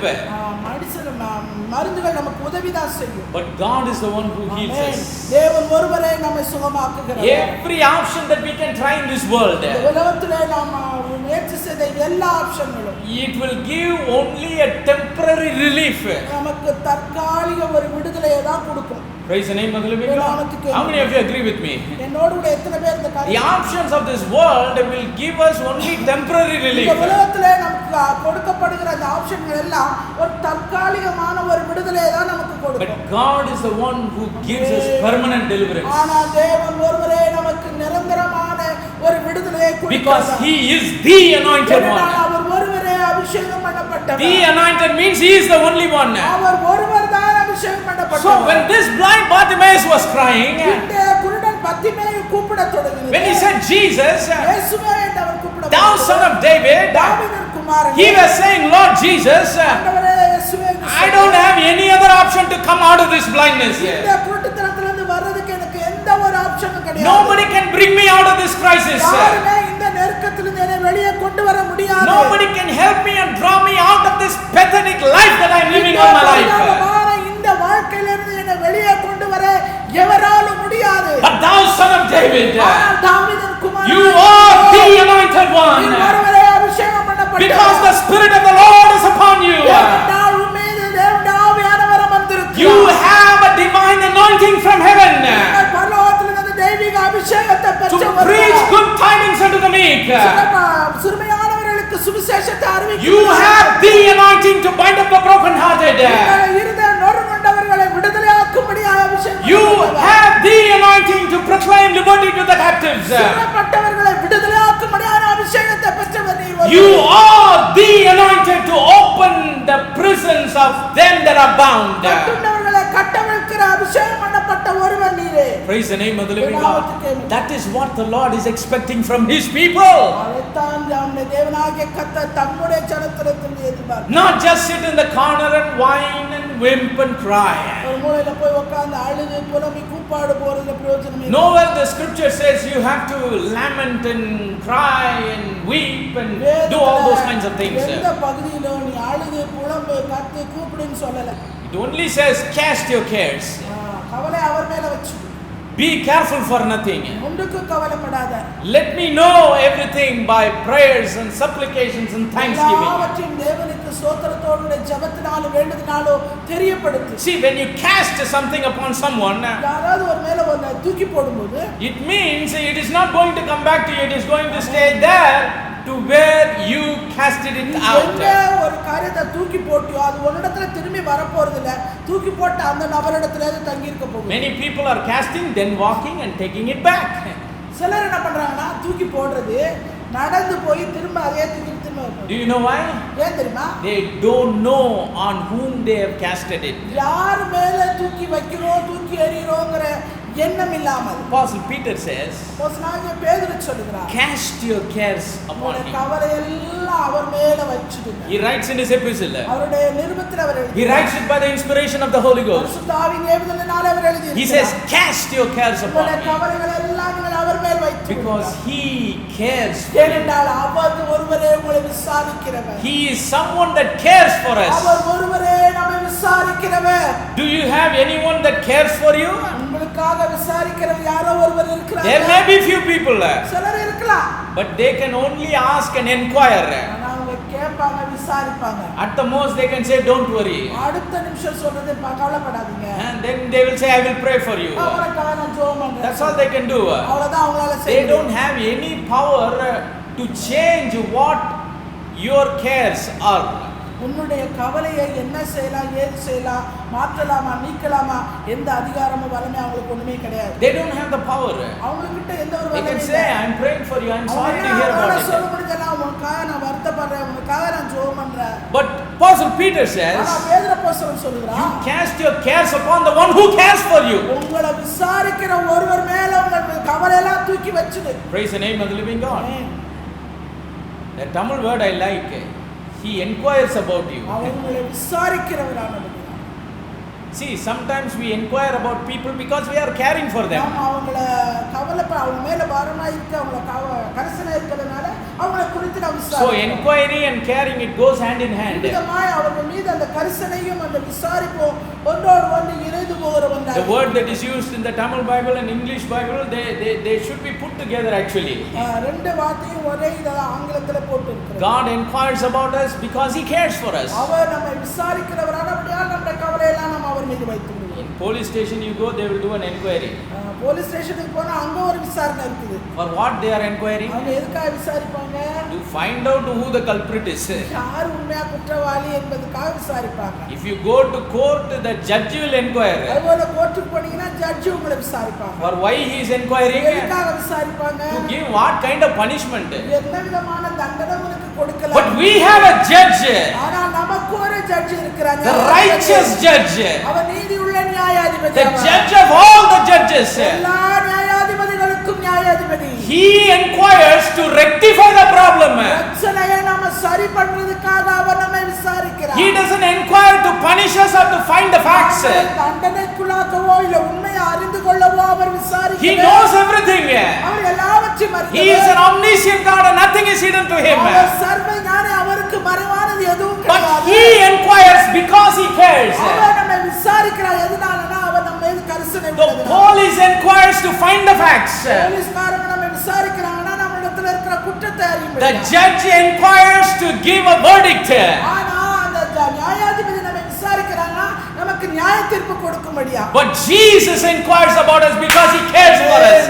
இயேசு நம்மை விசாரிக்கிறார். எதுக்குன்னா நம்முடைய விசாரணை, நம்முடைய பருப்பு, நம்முடைய கரிசனை உள்ளவரா, நம்முடைய கவலையெல்லாம் நீக்கி போடுறது. Praise the name of the living God. We have to come to him knowing he is the anointed one. அவர் ஒருவரே அபிஷேகம் பண்ணப்பட்ட ஒருவர் என்கிற அறிவோடு புரிந்து கொள்ளுதலோடு நாம் அவரிடத்திலே வர வேண்டும். That's the faith with which this man cried. இந்த மனுஷனுக்குள்ள அப்படிப்பட்டதான ஒரு விசுவாசம் He உடையவன். was blind all of his life. அவனுடைய வாழ்க்கை முழுவதும் அவன் குருட்டுத்தனத்தினாலே நிறைந்திருந்தான். He was not thinking about going to some eye clinic. எந்த ஒரு கண் பரிசோதனைக்கு அவன் போகிறதாக. He was not contemplating on which eye doctor to go. எந்த கண் மருத்துவரிடத்திலே போக வேண்டும் என்கிற சிந்தனையும் அவனுக்கு இல்லை. He had no options before him but only one, the அவனுக்கு anointed one. முன்னாடி எந்த ஒரு ஆப்ஷனும் இல்லை, ஒரே ஒரு ஆப்ஷன் தான் இருந்தது, அபிஷேகம் பண்ணப்பட்ட அந்த ஒரு. That is why he cried with all of his strength. அவனுடைய முழு பலத்தோடு அவன் ஆண்டவரை நோக்கி கூப்பிட்டான். Because this place is a crowded place. ஏன்னா அவன் உட்கார்ந்திருந்த இடம் பயங்கரமான கூட்டம் நிறைஞ்ச. That is why he took all of his strength and it is the faith in him that was crying out. அவன் தன் முழு பலத்தோடு தனக்குள்ள இருக்கிற விசுவாசத்தினாலே ஆண்டவரை அவன் பெயரை சொல்லி. When he heard that it was Jesus of Nazareth. இயேசு நசரேனாய இயேசு வருகிறார் என்று அவன் கேள்விப்பட்டான். He understood who that man is. இந்த மனுஷன் யார் என்கிறதை அவன் புரிந்தவன். He didn't see that 5-letter word Jesus just as a name to call a person. இயேசு என்கிற அது ஒரு பெயர், அது அவருடைய பெயர் சொல்லி கூப்பிடணும்ங்கிறது அவனுடைய He நோக்கம். called the name of that person because he knew who that person really is. உண்மையாகவே கடந்து போகிற அந்த நபர் யார் என்கிறதை அறிந்து புரிந்து அவன் கூப்பிட்டான். It's like what Hebrews 11:6 says. எபிரேயர் 11:6 சொல்லுது. But without faith it is impossible to please him. விசுவாசம் இல்லாமல் தேவனுக்கு பிரியமாய் இருப்பது கூடாது. For he that cometh to God must believe that he is, and he is a rewarder of those that diligently seek him. தேவனிடத்தில் சேருகிறவன் எவனும் அவர் உண்டென்றும் தம்மை தேடுகிறவருக்கு பலன் அளிக்கிறவர் என்றும் விசுவாசி. ஏங்க தம்மை தேடுகிறவர்களுக்கு பலன் அளிக்கிறவர். அவர் வச்சிருக்கிறத தேடுறவங்களுக்கு இல்ல. Lot of people are seeking the reward that he has. அவர் கொண்டிருக்கிற பலனை மாத்திரம் தேடுகிறவர்கள் உண்டு. But the scriptures here is talking about he rewards those that seek him. தம்மை தேடுகிறவர்களுக்கு அவர் பலனளிக்கிறவர் என்று வேதம் சொல்கிறது. Praise the name of the living God. That's why I told you last week we need to come to him for who he is. அதனாலதான் கடந்த வாரம் சொன்னேன், நாம் அவரிடத்துல வர வேண்டும், அவர் யார் என்கிறதை அறிந்தவர்களா. Whatever we need, whatever reward that we expect is already wrapped up in who he is. நமக்கு என்ன தேவையோ, நமக்கு என்ன பலன் வேண்டுமோ அது எல்லாமே அவருக்குள்ளே அடங்கி இருக்கிறது. For example, if I need a healing, I come to him knowing that he is the healer. நான் எனக்கு சுகம் வேண்டும் என்றால் நான் அவர் ஒருவர் தான் சுகமளிக்கிறவர் என்கிற அந்த மனநிலையோடு கூட புரிந்து கொள்வதோடு நான் அவரிடத்துல சுகத்துக்காக ஒருத்தர்கிட்ட வரத்துக்கும் இவருதான் பரிகாரின்னு வரத்துக்கும் வித்தியாசம் இருக்கு. You have to understand that. அதை நீங்க புரிந்து கொள்ள வேண்டும். Coming to the Lord Jesus for healing and coming to him knowing that you are coming to a healer is totally different. ஆண்டவராகிய இயேசுவிடத்திலே சுகத்துக்காக வருகிறதுக்கும் அவரே சுகமாக்குறார், அவரே சுகம் என்று சொல்லி அவரை வருவதற்கும் அவரிடத்தில் வருவதற்கும் வித்தியாசம் உண்டு. How will a person who comes for healing will come to him? அவரிடத்திலே சுகம் வேண்டும் என்று சொல்லி வருகிறவர் எப்படி வருவார்? He will come with an attitude. Let's see whether he is healing me or not. இவரும் சுகமாக்குறாரா இல்லையா பாப்போம் அப்படிங்கிற ஒரு மனநிலையோடு he will try Jesus like one of the options, like I told you before. நான் இதற்கு முன்னாடி சொன்னேன் எத்தனையோ பதி அது மாதிரி இதுவும் ஒரு நிலைமையா அவன் எடுத்து But once when a person has the understanding he is the healer, ஆனால் ஒரு நபர் அவர்தான் சுகமாக்குகிறவர், அவர் ஒருவரே பரிகாரி என்பதை அவர் புரிந்து வைத்திருந்தார். விசுவாசம் யார் மேல இருக்கும்? His faith will be on him. அவருடைய விசுவாசம் தேவன் மீது இருக்கும். Because he is coming to him for who he is. ஏனென்றால் அவர் யார் என்ற அந்த அறிந்தவராய் அவர் And then God says, if you come to me for who I am, I will reward the one that diligently seeks me. அவர் தேவனிடத்தில் சேருகிறவன் அவர் உண்டென்றும் தம்மை தேடுகிறவர்களுக்கு பலன் அளிக்கிறவர் என்று விசுவாசிக்கிறோம். So நமக்கு என்னதான் இருந்தாலும் அது போதுமானவரிலும் மிகவும் he is more than enough to us. போதுமானவர் மிகவும் அதிகமானவர். That's why we sing that song, he is my everything. எல்லாம் அவரே. We sing a song, he is our everything. எல்லாம் அவரே என்று சொல்லி நாம் பாட்டு பாடுறோம். We sing, but do we really mean what we sing? உண்மையாவே அது அர்த்தத்தோடு புரிந்து தான் பாடுறோம். Whether it is small or whether it is great, he is my everything. சிறிதாயினும் பெரிதாயினும் அவரே எல்லாம் என்று சொல்லி பாடுகிறோமே. Anything you need, you come to him for who he is. என்ன தேவையாய் இருந்தாலும் சரி நாம் அவரிடத்திலே மாத்திரமே வர வேண்டியவர். That is why when Jesus went to the house of Mary and Martha, மேரி மரியாள் மார்த்தா வீட்டுக்கு ஆண்டவராகிய இயேசு போனபோது when they brought the sister's case to Jesus Christ, இயேசுவிடத்திலே அந்த சகோதரியை பற்றி அவர் குற்றச்சாட்டு கொண்டு சகோதரிகளின் வழக்கு, when they brought the sister's case to our Lord Jesus, அந்த ஆண்டவராகிய இயேசுவிடத்திலே வழக்கு கொண்டு வந்தார். do you know what he said? அவர் என்ன சொன்னாரு? என்னம்மா வேணும் அப்படின்னு கேட்டாரா? அவர் முன்னாடியே சொல்லிட்டார், உனக்கு தேவையானது one thing is needful for you. தேவையானது ஒன்றே. So when the case of these two sisters, Mary and Martha, came to the presence of Jesus, மார்த்தாளும் மரியாளும் வழக்கோடு ஆண்டவராகிய இயேசுவிடத்திலே வந்தபோது he did not ask them, what do you need? உங்களுக்கு என்ன தேவைன்னு கேட்கல. He already knew what they need. He said, only one thing you need. உனக்கு தேவையானது ஒன்று என்று அவர் சொல்லிவிட்டார். Praise the name of the living God. ஒன்றே. ஏகாரன்வாங்க. ஏகாரன்னா என்ன அர்த்தம்? அது தவிர வேற எதுவுமே you don't need anything other than what I tell you you need. உனக்கு தேவைன்னு சொன்னது காட்டிலும் வேற எதுவுமே உனக்கு அவசியம் இல்லை. He said one thing is needful. தேவையானது ஒன்றே. Not 1.5, not 2, not 3. He was saying only one thing is needful. 1.5 அப்படி எல்லாம் இல்ல, ஒன்றே. Mary had chosen that good part which shall not be taken away from her. மரியாளோ தன்னை விட்டு எடுபடாத நல்ல பங்கை தெரிந்து. What is that part? அந்த பங்கு என்ன? That part is the word. அது வார்த்தை. And word is Christ Jesus. அந்த வார்த்தை ஆண்டவராகிய இயேசு. So it doesn't matter whatever we need. நமக்கு என்னதான் தேவையா இருந்தாலும், whatever crisis we are in, நாம் எப்படிப்பட்ட நெருக்கத்திலே இருந்தாலும், when we come to the presence of God, அந்த பிரசன்னத்துக்குள்ளே நாம் கடந்து His answer is அவருடைய பதில் என்னவென்றால், not what you need. His answer is only one thing is needful for you. என்ன தேவையில்லை, தேவையானது ஒன்றே மாத்திரம். You come to me for who I am. யார் என்கிற அறிந்து நீ என்னிடத்தில் I am Christ Jesus, the living word. ஜீவ ஆண்டவராகிய இயேசு கிறிஸ்து ஜீவ வார்த்தை. In me you have everything. எனக்குள்ளே சகலம் உனக்கு உண்டாயிருக்கிறது. இருக்கிறது. Everything you need is wrapped up in this word. உனக்கு தேவையான சகலம் இந்த வார்த்தைக்குள்ள அடங்கி We இருக்கிறது. need Him more than what we think we need. நாம் என்னெல்லாம் தேவை நினைக்கிறோமோ அதுக்கு அதிகமாய் அவருக்குள்ள எல்லாம் இருக்கிறது. That is how a believer must maneuver through crisis. அப்படிதான் ஒவ்வொரு விசுவாசியும் தன்னுடைய நெருக்கத்தின் பாதையை கடந்து செல்ல வேண்டும். I'm talking about the maneuvering of a believer. நாம் விசுவாசி ஒரு நெருக்கத்தை எப்படி கையாளுவது என்பதை பற்றி. Do you know what is a believer? ஆனா விசுவாசி என்ன தெரியுமா? What is the meaning of that word believer? அந்த விசுவாசி என்கிற வார்த்தைக்கு அர்த்தம் என்ன தெரியுமா? Lot of people, they have a limited understanding about the term believer. அந்த விசுவாசி என்கிற அந்த வார்த்தைக்கு ஒரு குறிப்பிட்ட வரையறையில வைத்திருக்கிறாங்க. If somebody comes and believe God for one thing and receives it, they think I am a believer. ஒருத்தர் ஒரு காரியத்துக்காக ஆண்டவரை விசுவாசித்து வர்றாங்க, அது அவங்களுக்கு கிடைச்சிருச்சு, அவங்க என்ன சொல்றாங்க, நான் விசுவாசி. That's a limited believer. அப்படி பார்த்தாங்க ஒரு நிலைக்குள்ள But வரையறை. I am talking about a real believer. ஆனா நான் ஒரு உண்மையான விசுவாசியை பற்றி. Do you know who is a real believer? உண்மையான விசுவாசி யார்? A real believer is someone who is totally committed to God. தேவனுக்கு முழுவதுமாய் தன்னை அர்ப்பணித்தவன் தான் விசுவாசி. No matter whatever come, he chooses to believe only Him.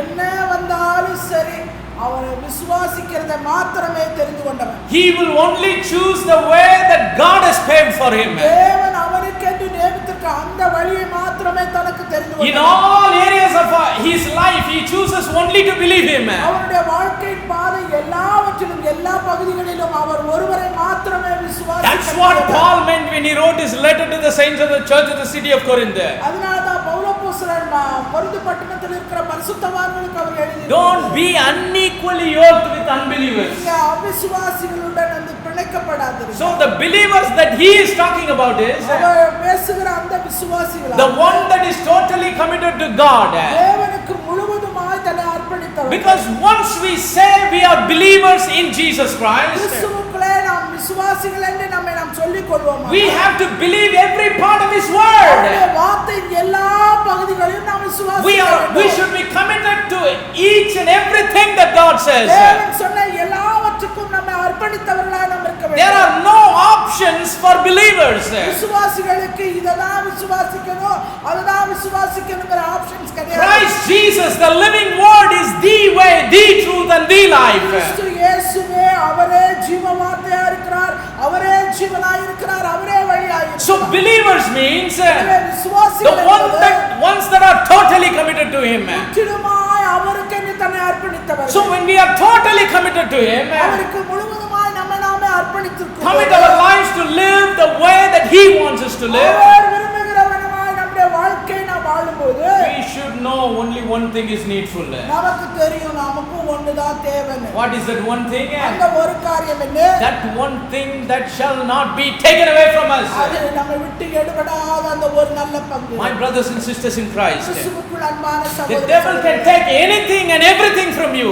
உங்களிடத்திலிருந்து சத்ருவானவன் எல்லாத்தையும் எதையும் எடுத்துக்கொண்டு He can போகலாம். take away your health. உங்களுடைய ஆரோக்கியத்தை அவன் எடுத்துக்கொண்டு He can போகலாம். even try to take away your belongings. உங்களுடைய உடைமைகளை அவன் He எடுத்துக்கொள்ளலாம். can even try to rip you off of your relationships. உங்களுடைய உறவு முறைகளை கூட அவன் எடுத்துக்கொள்ள முயற்சிக்கலாம். But there is one thing that shall not be taken away from ஆனா you. ஒரே ஒரு காரியம் உங்களை விட்டு எடுபடாத ஒரு That காரியம். is the word of God in you. அதுதான் தேவனுடைய வார்த்தை உங்களுக்குள் When வாசமாய் this இருக்கிறது. word dwells in your life, இந்த வார்த்தை உங்கள் வாழ்க்கைக்குள்ளே வாசமாய் when the இருக்கிறது. living word dwells in your இந்த heart, ஜீவ வார்த்தையானது உங்கள் வாழ்க்கைக்குள்ளே வாசமாய் it is இருக்கிறது. Christ Jesus living in you. கிறிஸ்து இயேசுவே உங்களுக்குள் வாசமாய் Like இருக்கிறார். Paul the apostle said, அப்போஸ்தலன் சொன்னது போல I am crucified with Christ. கிறிஸ்துவே கூட சிலுவையில் The life that I am living, நான் இப்பொழுது வாழ்கிற இந்த it's வாழ்க்கை not my life, myself, நான் அல்ல, but it is Christ living in me and through கிறிஸ்துவே me. எனக்குள் பிழைத்திருக்கிறார். That is why when he wrote to the saints of the church at Colossae, அதுதான் அவர் கொலோசை பட்டணத்துக்கு அவர் he says, let the word of Christ dwell in you richly in all கிறிஸ்துவின் wisdom. வசனம் உங்களுக்குள் சகல ஞானத்தோடு பரிபூரணமாய் Because வாசமாய் that இருக்கிறது. word, it cannot be taken away from you. ஏனென்றால் அந்த வார்த்தை உங்களை விட்டு ஒரு காலம் எடுபட்டு போகாது. The devil can take anything away from you. சாத்தான் உங்களுக்குரிய எல்லாவற்றையும் எடுத்துக்கொண்டு போகலாம். To this blind man, இந்த குருட்டு he மனுஷன் took away his eyesight. அவனுடைய பார்வை அவன் எடுத்து But போனான். though the devil took away the eyesight of Bartimaeus, அந்த பத்திமேயுடைய பார்வை அவனுக்கு போனான். he had the word in him. Jesus. இயேசு வருகிறார் என்று The கேள்விப்பட்டவுடனே word was crying out of him. அவனுக்குள்ள இருந்த வார்த்தையானது He said, Jesus, அவன் சொன்னான், இயேசுவே, thou son of David, தாவீதின் குமாரனே, the anointed one, அபிஷேகம் பண்ணப்பட்ட ஒருவரே, you can give me back what the devil stole from me. பிசாசினிடத்திலிருந்து திருடி போனதை எனக்கு திரும்ப கொடுக்கும். That's the reason. அந்த காரணத்தினாலே Jesus said, one thing is needful. ஆண்டவர் சொன்னார், தேவையானது ஒன்றே, That is me. அது நான் தான். That is Christ Jesus. அது கிறிஸ்து இயேசுவே. That is the living word. அவர்தான் ஜீவ வார்த்தை. Doesn't matter whatever is taken away from your life. நம்முடைய வாழ்க்கையிலிருந்து எது எடுபட்டு போனாலும் This shall not be taken away from you. ஆமென். இந்த வார்த்தை ஒரு காலம் உங்களை விட்டு நீங்கி This can bring back everything that the devil stole from your இந்த life. வார்த்தை மாத்திரமே உங்கள் வாழ்க்கையிலே பிசாசானவன் கொண்டு போவது சகலவற்றையும் திருப்பி கொண்டு வரும். What God wants to give you is not just a healing. தேவன் கொடுக்க விரும்புறதெல்லாம் வெறும் சுகம் மாத்திரம் இல்லைங்க. What God wants to give you is not some money. தேவன் உங்களுக்கு சில பணங்களை மாத்திரம் கொடுக்க What விரும்புகிறார். God wants to give you, it's not some this and some that. இல்ல, இது அது என்று சொல்லி நீங்கள் விரும்புகிற காரியங்களை What God wants to give His people is word in our heart. தேவன் தம்முடைய ஜனத்துக்கு கொடுக்க விரும்புகிற ஒரே ஒரு காரியம் தம்முடைய வார்த்தை மாத்திரமே. Because this is a productive word. இந்த வார்த்தை பாதுகாப்புள்ள ஒரு வார்த்தை. This is not an idle, dead word. இது மரித்து போன செயலற்று போகிற வார்த்தை. This is a creative, living word. நமக்குள்ளே உருவாக்குகிற, நம்மை புதுப்பிக்கிற, நமக்கு சகலத்தையும் கொண்டு வருகிற It வார்த்தை. will do what it says. அது என்ன சொல்லுகிறதோ அதை அப்படியே செய்யக்கூடிய வார்த்தை. Bartimaeus had that word in him.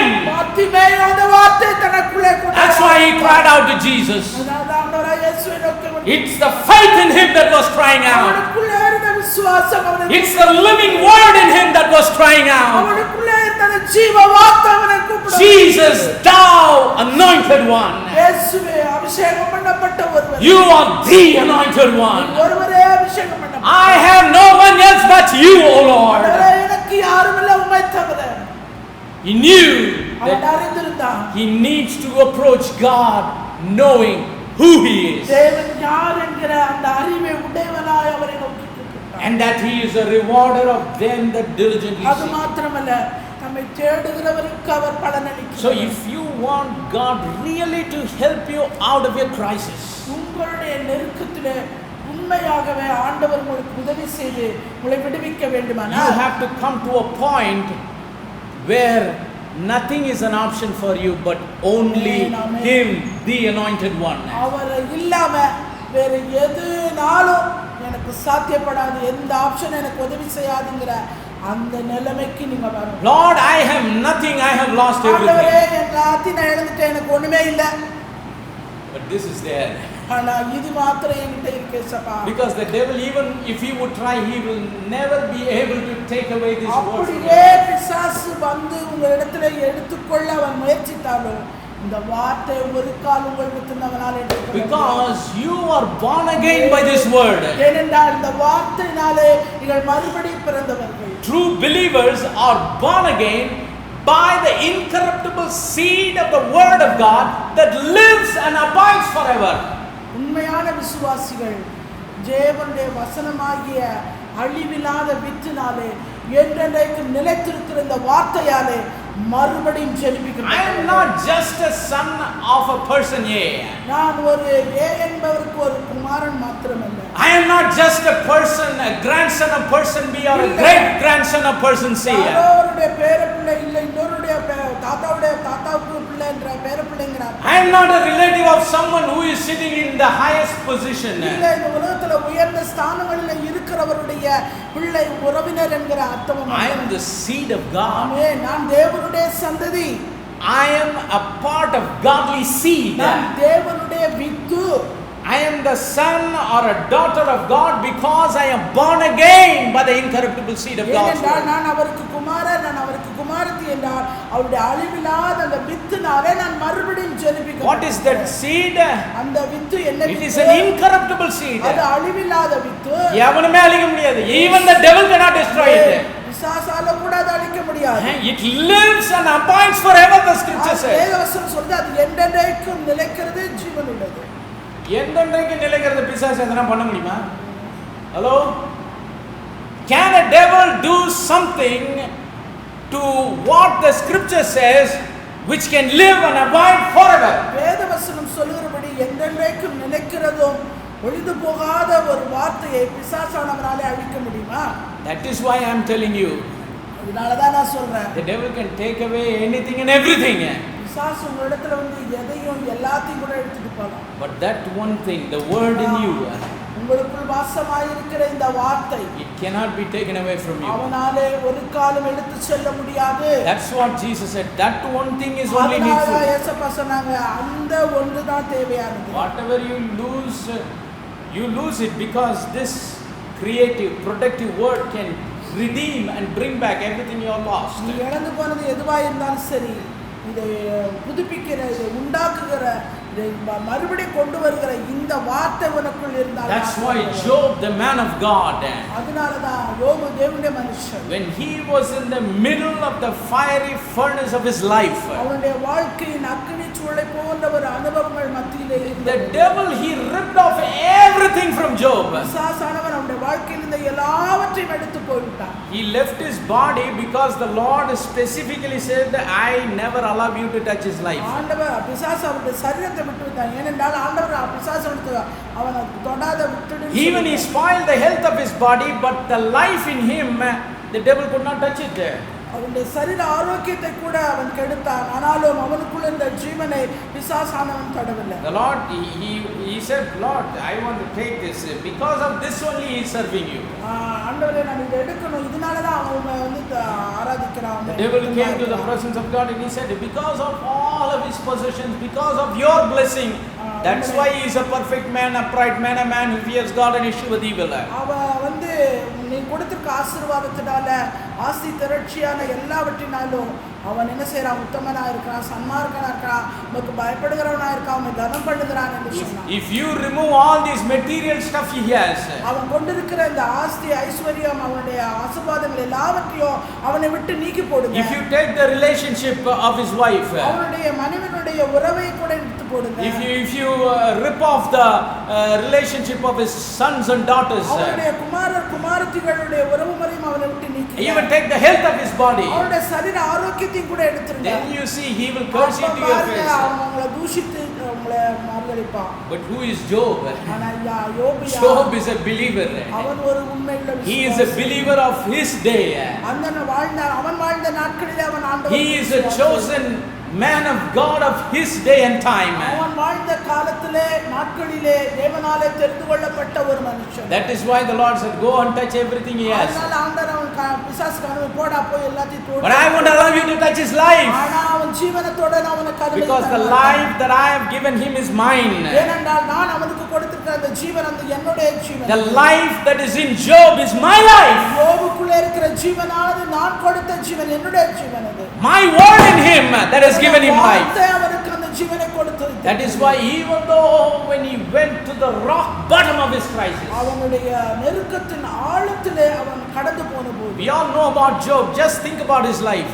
யோசித்து பாருங்க யோபுடைய வாழ்க்கை எப்படி இருக்கு. If you think about his life, all your crisis is nothing. அவனுடைய வாழ்க்கையின் காரியங்கள் எல்லாம் நம்ம யோசித்தோம்னா இன்னைக்கு நாம் கடந்து போகிறவர்கள் எல்லாம் ஒண்ணுமே கிடையாது. What crisis we face is one of the crisis.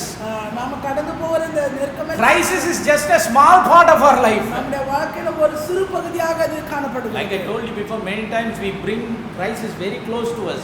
அநேக நேரத்துல அந்த நெருக்கத்தை நமக்கு நாமே நேரா கிட்ட கொண்டு வருவோம். That is why the crisis is looking big.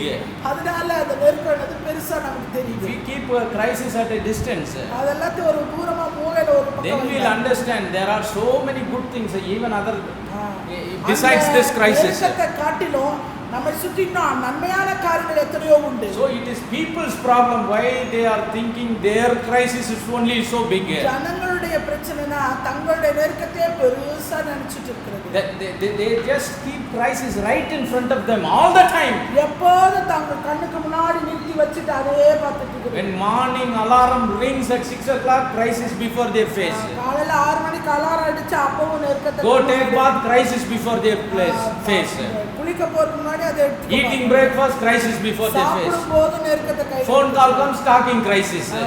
இந்த போன்ல பேசும்போது நெருக்கத்தை While going to office in train or bus, talking crisis with their friends ஆபீஸ்க்கு and co-passengers. போகும்போது கூட பயணிக்கிறவங்களோட சிநேகிதர்களோடு With the colleague in the office, crisis talk. நம்ம வேலை செய்யற கூட வேலை செய்யறவங்களோடு While drinking tea in tea break, crisis talk. அதுபோல தேநீர் இடைவேளையில அப்பவும் அதேதான். Same repeat while coming back home. திரும்பி வரும்போது அதே கதைதான். Evening before going to bed, crisis. திரும்ப வீட்டுக்கு வரும்போது அதுதான் படுக்கைக்கு போகும்போது So crisis is not the problem. They are drawing themselves close to the crisis.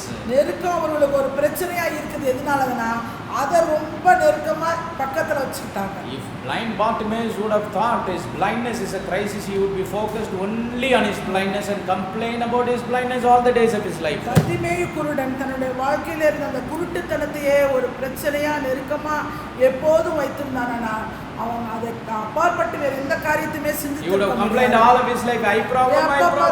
அதேதான் சொல்லிட்டு இருந்திருப்பான். But he heard, he used his ears because ears was working well. ஏனா காது நல்லா வேலை செஞ்சதுனால அவன் கேள்விப்பட்டான். He had a heart of gratitude that though he was blind in his eyes, அவன் தன்னுடைய கண்களிலே குருட்டுத்தனம் உடையவனாய் இருந்தாலும் இதயத்திலே நன்றி உள்ளவனாய். Lord, I thank you, I can hear. ஆண்டவரே நான் என்னால கேட்க முடியுது அதுக்காக உமக்கு நன்றி. Lord, I thank you, I can breathe. ஆண்டவரே நான் சுவாசிக்க முடியுது அதுக்காக உமக்கு நன்றி. Lord, I thank you, my heart is beating. ஆண்டவரே என்னுடைய இருதயம் துடிக்கிறது அதனால உமக்கு நன்றி. Praise the name of the living God. So many times what crisis we go through is not a crisis at all. நாம போற கடந்து போற நெருக்கம்னு நினைச்சிட்டு இருக்கதெல்லாம் நெருக்கமே இல்லங்க. When we keep crisis aside and look at the many good things that the Lord has allowed for us to see and enjoy, நாம் நெருக்கம் என்று சொல்கிற காரியத்தை தூக்கி ஒரு ஓரமா வச்சிட்டு அதுக்கு அப்பாற்பட்டு தேவன் நமக்கென்று வைத்திருக்கிற அந்த நன்மைகளை நாம் பார்க்க வேண்டும். that crisis will be switched off. அப்ப அந்த நெருக்கம் எங்கேயோ போயிடும். It will run away to a place whose address you cannot find. நீங்க திரும்பி அதை கண்டுபிடிக்க முடியாத ஒரு இடத்துக்கு அது கடந்து போகும். Praise the name of the living God. But when it comes to Job, ஆனா யோபனிடத்துல நீங்க வரும்போது everywhere it turns only crisis. எங்க திரும்பினாலும் அதேதான் அடி. He lost his children. அவன் பிள்ளைகளையே அவன் And all these things did not happen, in duration of weeks or months. It happened in a single day. அது வந்து வெறும் வாரம் மாதமா எடுத்து நடந்து போற எல்லாம் ஒரே நாள்ல. All of his servants, they were parading one after the other, giving him bad news.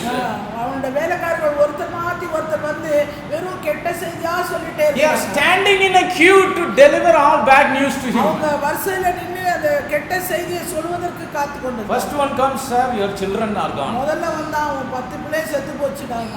Before he could finish crying, another person come, your cattle is gone. அவன் அழுது முடிக்கிறதுக்குள்ள இன்னொருத்தன் வந்தான். And the third person come, your this is gone. Fourth person come, your that is gone. நாலாவது ஒருத்தன் வந்தா ஒவ்வொருத்தரும் ஒவ்வொரு கெட்ட செய்தி. The final person in the queue is own wife as she comes. கடைசியா அந்த வரிசையிலே கடைசியா வந்த ஆளு அவங்க மனைவி. Are you a fool to still hold on to your integrity? இன்னும் நீ உத்தமத்துல இருக்க உனக்கு என்ன? Curse God and die. தேவனை தூஷித்து ஜீவனை விடுப்பா. Do you know who said this before? இது யார் தெரியுமா இதுக்கு முன்னாடி சொன்னது? The devil told God, he will curse you to your face. பிசாசு ஆண்டவரிடத்துல சொல்லுவான். She is repeating the same word. You curse God and die. யோபு தன்னுடைய யோபினிடத்துல அவனுடைய மனைவி சொல்லுகிறான். தேவனை தூஷித்து ஜீவனை. But this man is a believer. ஆனா இந்த மனுஷனோ ஒரு விசுவாசி அவன். You just see how he is maneuvering through the crisis of his life. இப்படி ஒரே நாளிலே தனக்கு ஏற்பட்ட இப்படிப்பட்டதான நெருக்கத்தை அவன் எவ்விதம் கையாண்டான் என்பதை நாம் in the midst of his pain, அவனுடைய வலியின் மத்தியில், in the midst of his agony, அவனுடைய வேதனையின் மத்தியில், in the midst of losing everything, அவன் இழந்து போன எல்லாவற்றின் மத்தியில் he tells his wife, don't talk like a fool. அந்த மனுஷன்ட்ட மனைவியிடத்துல சொல்றான், நீ பேச பைத்தியம். Even when he lost the health of his body, அவனுடைய சரீரத்தில் சுகத்தை அவன் இழந்த போது he was scratching his body, but he never cursed God. He did not sin with his mouth, the Bible says. வேதம் சொல்லுகிறது அவன் ஓடை எடுத்து சுரண்டி கொண்டிருந்தான். எல்லாவற்றிலும் யோபு தன் வாயினாலே பாவம் செய்யவில்லை என்று சொல்றார். But he did righteousness with his mouth. ஆனா அவன் தன்னுடைய வாயினாலே நீதியை செய்கிறவனாக இருந்தான். Do you know what was that statement? அந்த அவன் சொன்ன அறிக்கை என்ன தெரியுமா? That is the climax of the whole book of Job. அதுதான் யோபுனுடைய புத்தகத்தினுடைய உச்சகட்டம். He said, my redeemer liveth. என்னுடைய மீட்பர் உயிரோடு. Yes, my sons are gone, my daughters are gone. என் பொம்பளை பிள்ளை போச்சு, போச்சு, ஆம்பளை பிள்ளை செத்து போச்சு. My cattle are gone, my servants are gone. மிருக ஜீவன்கள் போனது, என் வேலைக்காரர்கள் The மரித்தார்கள். health of my body is gone, the relationship with my wife is gone. ஆரோக்கியம் போயிருச்சு, என்னுடைய மனைவியோட அன்பும் என்னை விட்டு But போச்சு. I know a person that lives. ஆனா நான் எனக்கு ஒரு நபரை தெரியும், அவர் உயிரோடு He is இருக்கிறார். never gone. அவர் ஒரு கால் கடந்து He போகல. is with me, he is in me. அவர் என்னோடு இருக்கிறார், எனக்குள் இருக்கிறார். I know who he is. அவர் யார் என்று நான் He அறிந்திருக்கிறேன். is not just a God sitting in a throne beyond the galaxies. அவர் ஏதோ 1000 மைல்களுக்கு அப்பால கேலக்சில ஒரு சிங்காசனத்துல He is my Redeemer. என்னுடைய மீட்பராய் இருக்கிறார். He had the revelation that God Almighty is his Redeemer. சர்வ வல்லமையுள்ள தேவனே மீட்பர் என்ற அறிவை அடைந்தவராய் இருக்கிறார். Lord, I might have lost everything. ஆண்டவரே, நான் எல்லாவற்றையும் I might have lost my children. என் பிள்ளைகள் எல்லாம் என்னை விட்டு I might have lost my servants. என்னுடைய வேலைக்காரர்களை நான் இழந்து I might have lost all of my cattle. என்னுடைய மிருக ஜீவன்கள் எல்லாம் என்னை விட்டு I போனது. have lost the health of my body. என்னுடைய சரீரத்தின் சுகம் என்னை விட்டு போனது. I even lost the relationship with my wife. என்னுடைய மனைவியினுடைய உறவும் என்னை விட்டு கடந்து But போனது. Lord, you live. ஆண்டவரே, ஆனாலும் நீர் ஜீவன் You are a Redeemer.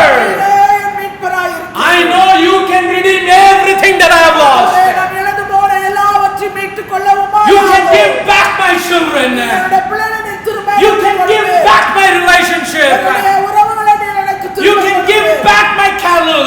என்னுடைய மிருக ஜீவன்களை எனக்கு You can give back my possessions. என்னுடைய ஆஸ்திகளை நீர் எனக்கு You can give back the relationship with my wife. என்னுடைய மனைவியுடைய உறவை நீர் எனக்கு You can give back the health of my body. என்னுடைய சரீரத்தின் ஆரோக்கியத்தை உம்மாலே He called upon God and nearing him, knowing who he is. ஆண்டவரே, அவர் நோக்கி கூப்பிட்டான், அவர் யார் என்று அறிந்து.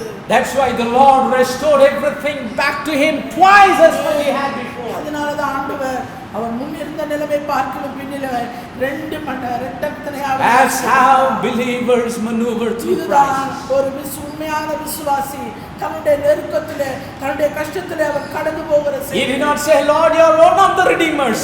ஆண்டவரே, நீர் மீட்பர்களிலே ஒருவர் என்று அவர் But he சொன்னார். said, my amen. redeemer. என் மீட்பர் உயிரோடு இருக்கிறார்.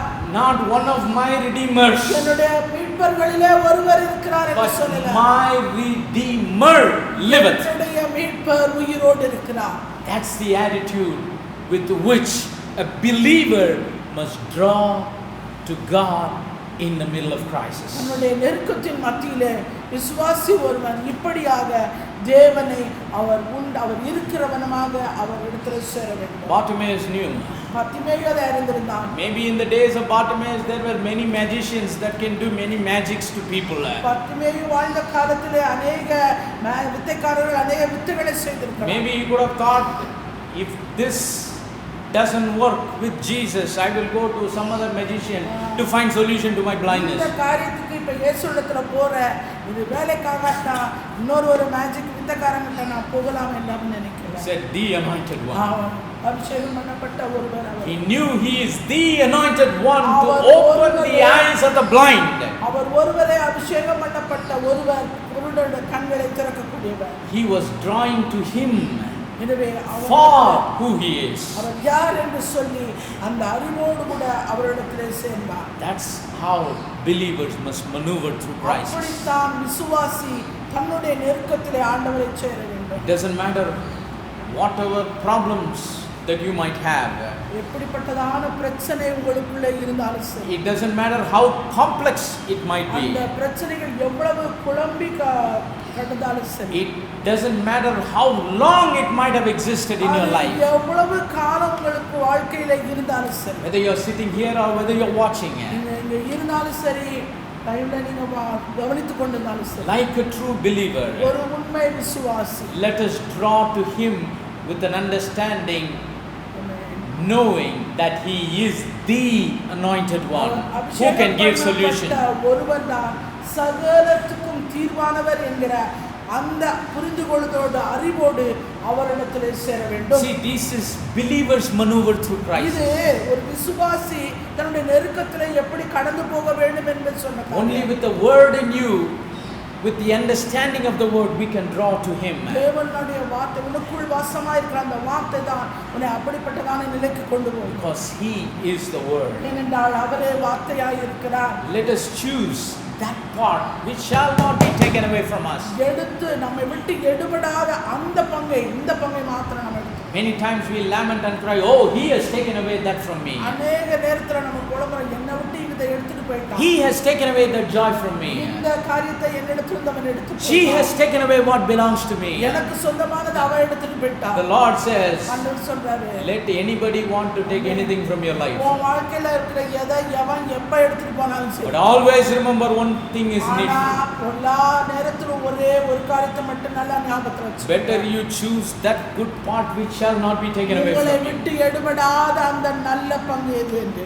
Mary was sitting at the feet of Jesus. மரியாள் இயேசுவின் பாதத்தருகே உட்கார்ந்து. She was not cumbered about the household chores.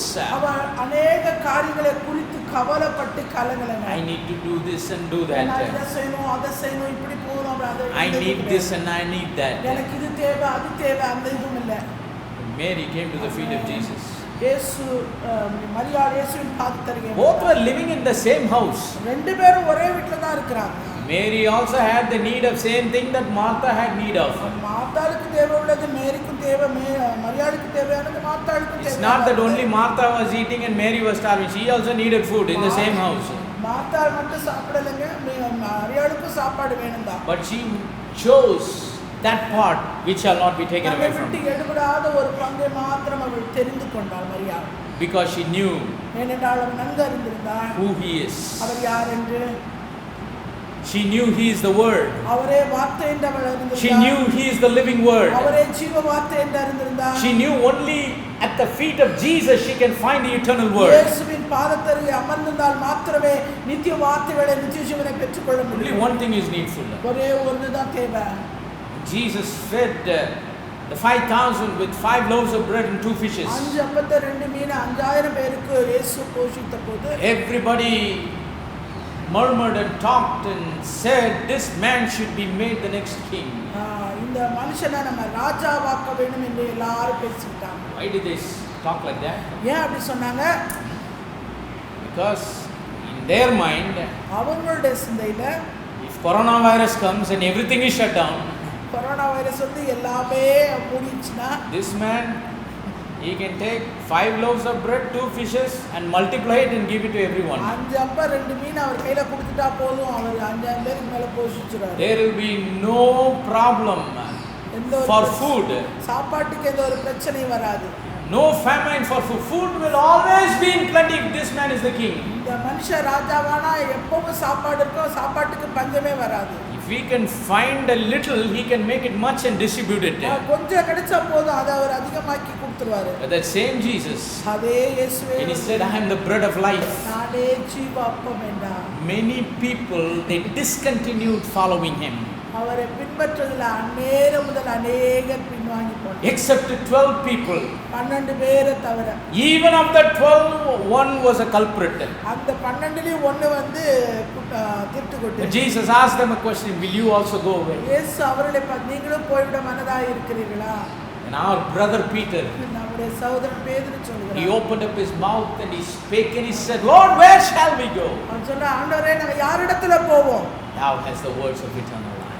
எத்தனை நித்திய ஜீவ வசனங்கள் உண்டு. Lord, you have something that cannot be taken away from us. ஆண்டவரே எங்களிடத்திலிருந்து எடுக்கப்பட முடியாத ஒரு காரியம் உம்மிடத்தில் உண்டு.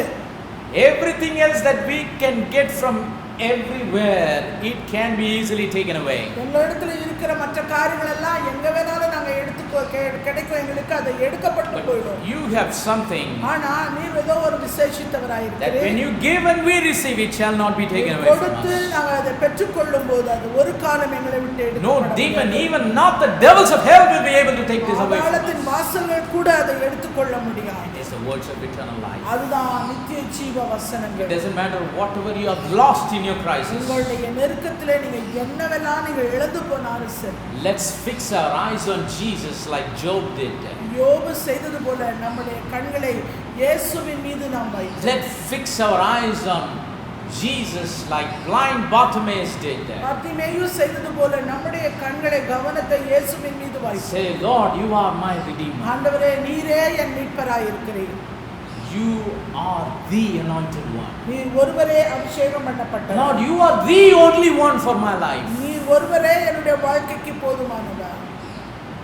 I have no one else. வேறு ஒருவரும் எனக்கு I have no other option. எனக்கு வேறு ஒரு ஆப்ஷனும் இல்லை. Because I am a believer. ஏனென்றால் நான் ஒரு விசுவாசி. I am your son and your daughter. உம்முடைய குமாரன் உம்முடைய குமாரன். Where can I go? நான் வேற எங்க போக முடியும்? I have the word that it shall not be taken away from me. என்னிடத்திலே எடுக்கப்பட முடியாத உம்முடைய வார்த்தைகள். That's why you have the perfect solution for my crisis. என்னுடைய சிக்கலுக்கு என்னுடைய நெருக்கத்துக்கு நீர்தான் சரியான ஒரு தீர்வு. I come to you for who you are. ஆண்டவரே நீர் யார் என்கிறதுனால நான் உம்மிடத்தில் வந்தேன். Not for what you can give me. நீர் எனக்கு என்ன கொடுப்பீர் என்பதற்காக. Because I know what I need is wrapped up in who you are. ஏனென்றால் எனக்கு என்னது தேவை என்பதை நீரே எல்லாவற்றையும் உடையவராய் இருக்கிறீர். Your word has everything that I need. நான் இந்த வார்த்தை எனக்கு என்னவெல்லாம் தேவையோ அது உம்முடைய வார்த்தையிலே இருக்கிறது. You are my redeemer. நீரே என் மீட்பராய் இருக்கிறீர். So with that light, with that revelation, அந்த வெளிச்சத்திலே அந்த வெளிப்பாட்டிலே, with that understanding, அந்த புரிந்துகொள்ளுதலிலே our prayer has to be.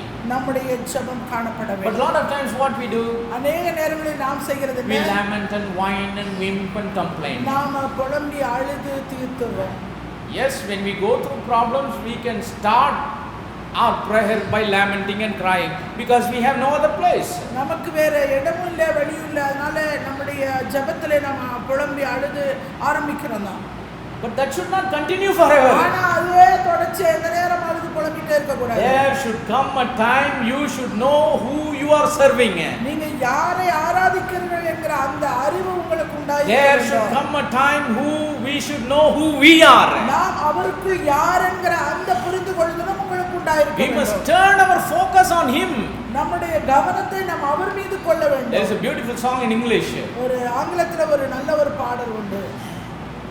The things of this world will go dim in the light of his glory and grace. அவருடைய மகிமையின் வெளிச்சத்தினாலும் கிருபையின் வெளிச்சத்தினாலும் இந்த உலகத்தின் காரியங்கள் எல்லாம் மங்கி போகிறது. So when we have his light in us, அந்த மகிமையான பிரகாசமான வெளிச்சம் நமக்குள்ளே who இருக்கும்போது he is and who we are, அவர் யார் நாம் அவருக்குள் யார், all our crises will crumble down. நம்முடைய நெருக்கங்களாம் ஒன்றுமில்லாமல் நொறுங்கி போகும். It will grow dim. அது எல்லாம் மங்கி ஒன்றுமில்லாமல் போகும். Because we walk in the light as he is in the light. அவர் ஒளியில் இருக்கிறது போல நாமும் ஒளியிலே நடக்கிறவர்களாக. That's how the light must overcome darkness. அப்படிதான் வெளிச்சமானது இருளை மேற்கொள்ளுகிறதாய். That's how believer must maneuver and overcome the crisis in their life. விசுவாசிகள் தங்களுடைய வாழ்க்கையில ஏற்படுகிற நெருக்கம் பிரச்சனை வியாதிகளிலே இப்படி மேற்கொள்ள வேண்டியவர்களாய் இருக்கிறார். Remember, only Christ Jesus is the anointed one for our life. ஞாபகம் வைத்துக் கொள்ளுங்க, கிறிஸ்து இயேசு அபிஷேகம் பண்ணப்பட்ட ஒருவரே நமக்கு எல்லாம். A lot of times even people keep their focus upon human vessels. அநேக நேரங்களிலே மனுஷர்களை நம்பி தங்களுடைய கவனத்தை கொண்டு போகிறார்கள். If that pastor prays, அந்த pastor ஜெபித்தார்னா, that international evangelist prays for me, அந்த அகில பெரிய வெளிநாட்டு பிரசங்கர் அவர் பேசினார், if that world renowned prophet prophesies for me, உலகத்துல இருக்கிற பெரிய அந்த தீர்க்கதரிசன அவர் எனக்கு தீர்க்கதரிசனம் something will happen to me. ஏதோ ஒன்று எனக்கு நடக்குங்க. I agree, God has his servants in this world. நான் இதை ஒத்துக்கொள்கிறேன். தேவன் தம்முடைய பாத்திரங்களை தம்முடைய ஊழியக்காரர்களை உபயோகப்படுத்துகிறார். Until the time is fulfilled, God will always have his anointed vessels on this earth. நிறைவேறும் வரைக்கும் தேவன் தம்முடைய தெரிந்து கொள்ள பாத்திரங்களை உபயோகப்படுத்துகிறது உண்மைதான். But the anointing that is in them is given by him. அவர்களுக்குள் இருக்கிற அந்த அபிஷேகமும் அவராலே கொடுக்கப்பட்டது. So our focus must be on him. எனவே நம்முடைய கவனம் எல்லாம் கொடுக்கப்பட்ட அவர் மீது இருக்க வேண்டும். See, all the servants of God, they are just a help, they are an aid to draw people and point to him. தேவனுடைய ஊழியக்காரர்கள் எல்லாம் ஒரு கருவிகள், நமக்கு உதவி செய்கிறவர்கள். அவரிடத்திலே நம்முடைய கவனத்தை கொண்டு சேர்ப்பதற்குரிய ஒரு வழி. It's not come to me, come to me, come to me. It's saying come to him, come to him, come to him. என்கிட்ட வான்னு கூப்பிடுறது இல்லைங்க, அவர்கிட்ட வரணும். Come to him for who he is. அவர் யார் என்பதனால நீங்கள் அவரிடத்தில் வர வேண்டும். Praise the name of the living God. So our focus must shift upon him. அவர் மீது வைக்கப்பட வேண்டும். Turn your eyes upon Jesus. That's how that English song it starts. அந்த ஆங்கில பாடல் அப்படியாக ஆரம்பிக்கும். உங்களுடைய பார்வையை நீங்கள் அவர் மீது Turn your eyes upon Jesus. உங்களுடைய பார்வையை நீங்கள் இயேசுவின் மீது வையுங்கள். Look full in his wonderful face. அவருடைய அற்புதமான முகத்தை முழுவதுமாய் முழுவதுமாய் நோக்கி பாருங்க. உங்க பார்வை முழுசு யார் மேல இருக்கணுமா? அவர் மீது அவர் மேல இருக்கணும். Look full in his wonderful face. அவருடைய அற்புதமான முகத்தை முழுவதுமாய் நோக்கி And பாருங்க. then the things of this world will go strangely dim in the light of his glory and grace. அவருடைய மகிமையின் வெளிச்சத்தினாலே அந்த கிருபையினாலே இந்த உலகத்தின் காரியங்கள் எல்லாம் ஒன்றும் இல்லாமல் போய்விடும். See, we can overcome darkness only with light. இருளை நாம் வெளிச்சத்தினாலே மாத்திரமே மேற்கொள்ள முடியும். But a lot of people, they want some quick fix or some magic. அநேகருக்கு சில மேஜிக் வைத்திருக்கிறார்கள். They want some magic to overcome the darkness. அந்த இருளை உடனடியாக மேற்கொள்வதற்கு. But only light will overcome the ஆனால் darkness. வெளிச்சம் மாத்திரம் தாங்க இருளை மேற்கொள்ள முடியும். He is light. அவரே ஒளியாய் இருக்கிறார். Said, I am the light of the world. நான் உலகத்துக்கு ஒளியாய் At இருக்கிறேன். the same time, he did not come to keep his light within himself. ஆனால் அந்த வெளிச்சத்தை அந்த ஒளியை அவர் தனக்கு தானே வைத்துக் கொள்ளவில்லை. He has given his light to his people, to his believers, to his தம்முடைய followers. ஜனத்துக்கு தம்முடைய விசுவாசிகளுக்கு அவர் அதை கொடுக்கிறவர். That's why the same Jesus says in his same word, you are the light of the world. அதனாலதான் அந்த இதே வேதத்திலே ஆண்டவராய் இயேசு கிறிஸ்து நீங்கள் உலகத்துக்கு வெளிச்சமாய் இருக்கிறீர்கள். Let's turn our focus only on him, knowing who he is. எனவே நம்முடைய கவனத்தை அவர் யார் என்கிற அந்த அறிவிலே அந்த கவனத்தை We should have the light of who he is. We should have the light of who we are. அந்த வெளிச்சத்தினாலே அவர் யார் என்பதை மாத்திரமல்ல நாம் அவருக்குள் யார் என்பதை See, once we have the light of who he is, the next immediate thing we will have the light of who we are, because we are in him.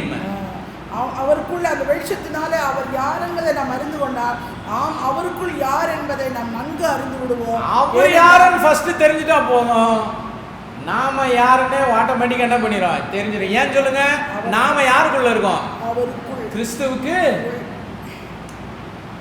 வெளிச்சத்துக்குள்ள இருள் இருக்குமா? இந்த பல்பு லைட்லாம் எரியுது, இதுக்குள்ள உடச்சி கிடிச்சு பார்த்தா உள்ள எங்கன்னா இருட்டு ஒளிஞ்சிக்கிட்டு இருக்குமா? இல்லை. வெளிச்சத்துக்குள்ள எப்படி தான் எது தான் இருக்கும்? வெளிச்சம் தான். Praise the name of the living God.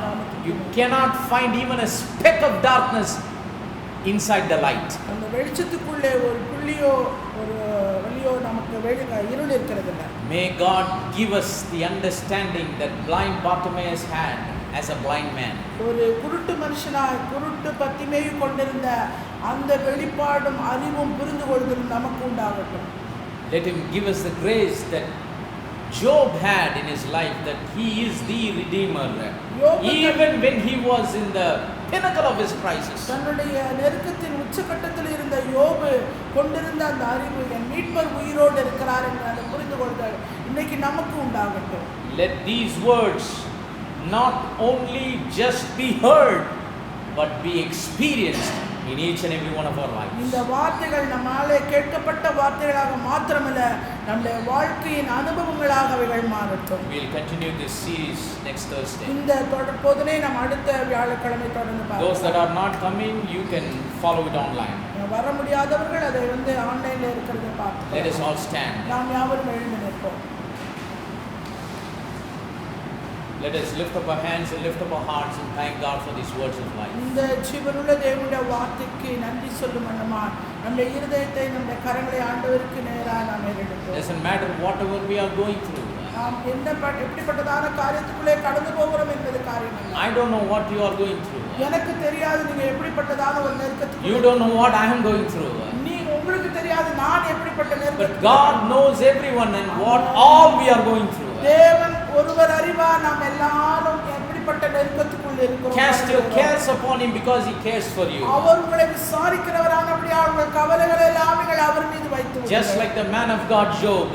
யோபு என்ற அந்த தேவனுடைய மனுஷனைப் போல. Just like our brother Bartimaeus who cried to the Lord on that day. குருடன் பத்திமேயுவை போல. Oh gracious and loving heavenly Father, we thank you for this wonderful evening time. Thank you Lord for helping us to hear the words of life. Lord, I have presented your word just you have given to me. Let not your people just hear my voice, a voice of a man, but let them hear the voice of the Spirit that is behind my voice. it ring in the ears of their heart. அவருடைய இதயத்தின் செவிகளில் அது ஒலிக்கட்டும். Lord, they are your people. ஆண்டவரே அவர்கள் உம்முடைய ஜனங்களாய் இருக்கிறார்கள். Lord, they are your seed. ஆண்டவரே அவர்கள் உம்முடைய வித்துக்களாய் இருக்கிறார்கள். Begotten by the incorruptible seed of your word that lives and abides forever. என்றென்றைக்கும் இருக்கிறதும் ஜீவனுள்ளதுமான ஆண்டவரே அழிவில்லாத வித்தினால் அவர்கள் Help them to choose that one and only thing that shall not be taken away from them. ஆண்டவரே அவர்களை விட்டு எடுவிடாத அந்த ஒரே காரியத்தை மாத்திரம் அவர்கள் எடுத்துக்கொள்ளும்படியாக உதவி செய்யும். Help them to have the understanding that you are the only one. ஆண்டவரே நீர் ஒருவரே அபிஷேகம் பண்ணப்பட்டவர் என்பதை அவர்கள் உணரும்படியாக Help us to have the understanding these days, like Brother Bartimaeus, that you are the anointed one, no matter what we are going through.